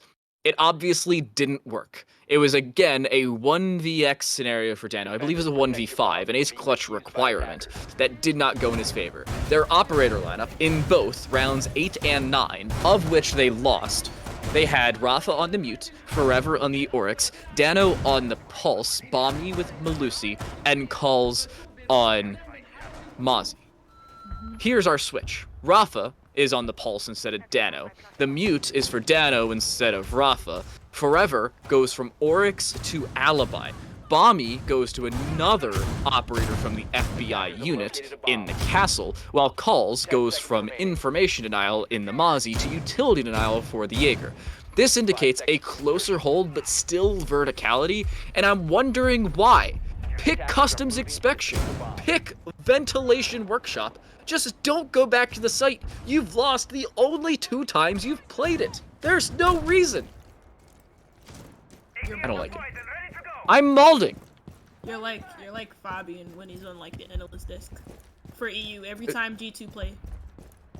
Alright, well, see now, he and I both have understandable reasons to get upset, because he has to watch G2 play, which already seems like an upsetting task. Man.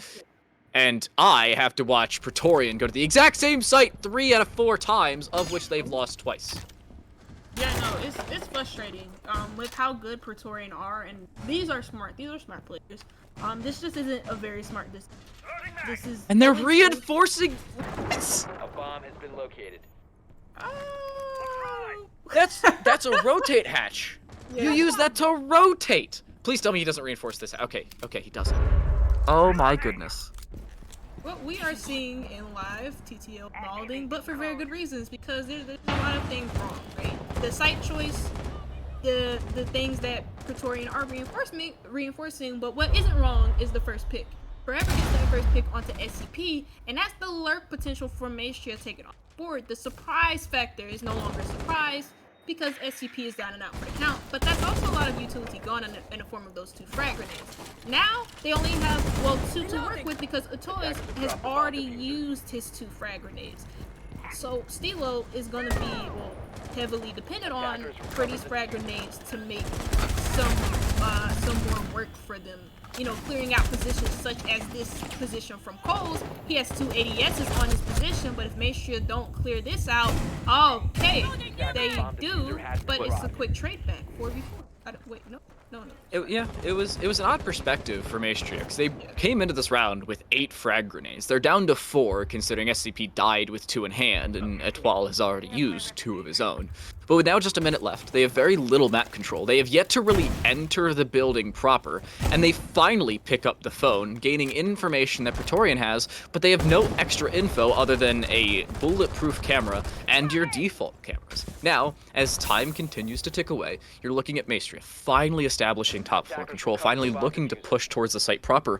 But because Pretorian switched up not only their operator lineup, but how they were locking down off-site positions, it leaves Maestria, as time continues to tick away, with very little information and with very little map control. Etoile looking to peek around, dies to forever behind the lobby desk. They need to find that kill. Off-site pressure has been the name of the game here for Pretorian, and it finally has started to work out for them. Stilo, the only way in is through this bathroom rotate that they seem to be relatively aware. There's the swing, and there's the kill as Rafa dies, but Aiden is downed. It's a 2 versus 2, but Bommy finds a kill across, just needs one more, and will find it. It's a 3K for Bommy to close out the round. The down player of Aiden was finished off by the round ticking away.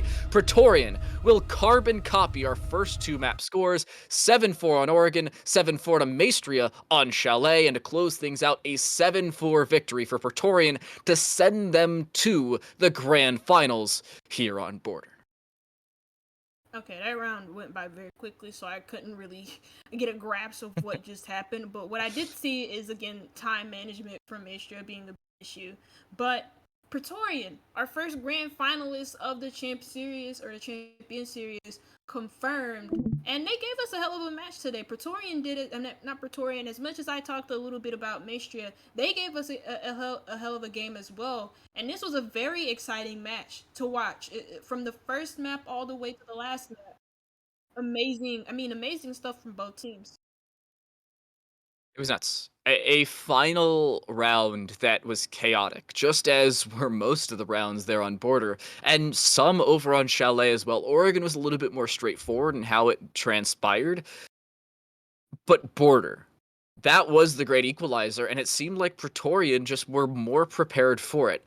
I don't know about going back to bathroom tellers, but the good thing was they switched up how their defense was played. They filtered out the Malusi and the Mozzie. They brought in that Castle and Jaeger. I liked the call. I didn't like the fact they were going bathroom tellers, but at least they switched up their operator lap and didn't try the 3rd straight attempt with the exact same operator lap and the exact same site. Yay.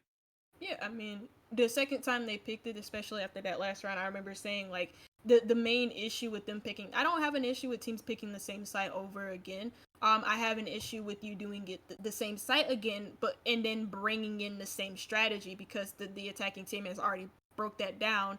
They're going to break it down the same way again. And while Pretorian did go on a site that they were 0-2 on up until that last round, they changed the way that they played it. Granted, don't ever reinforce workshop patch. Don't do that.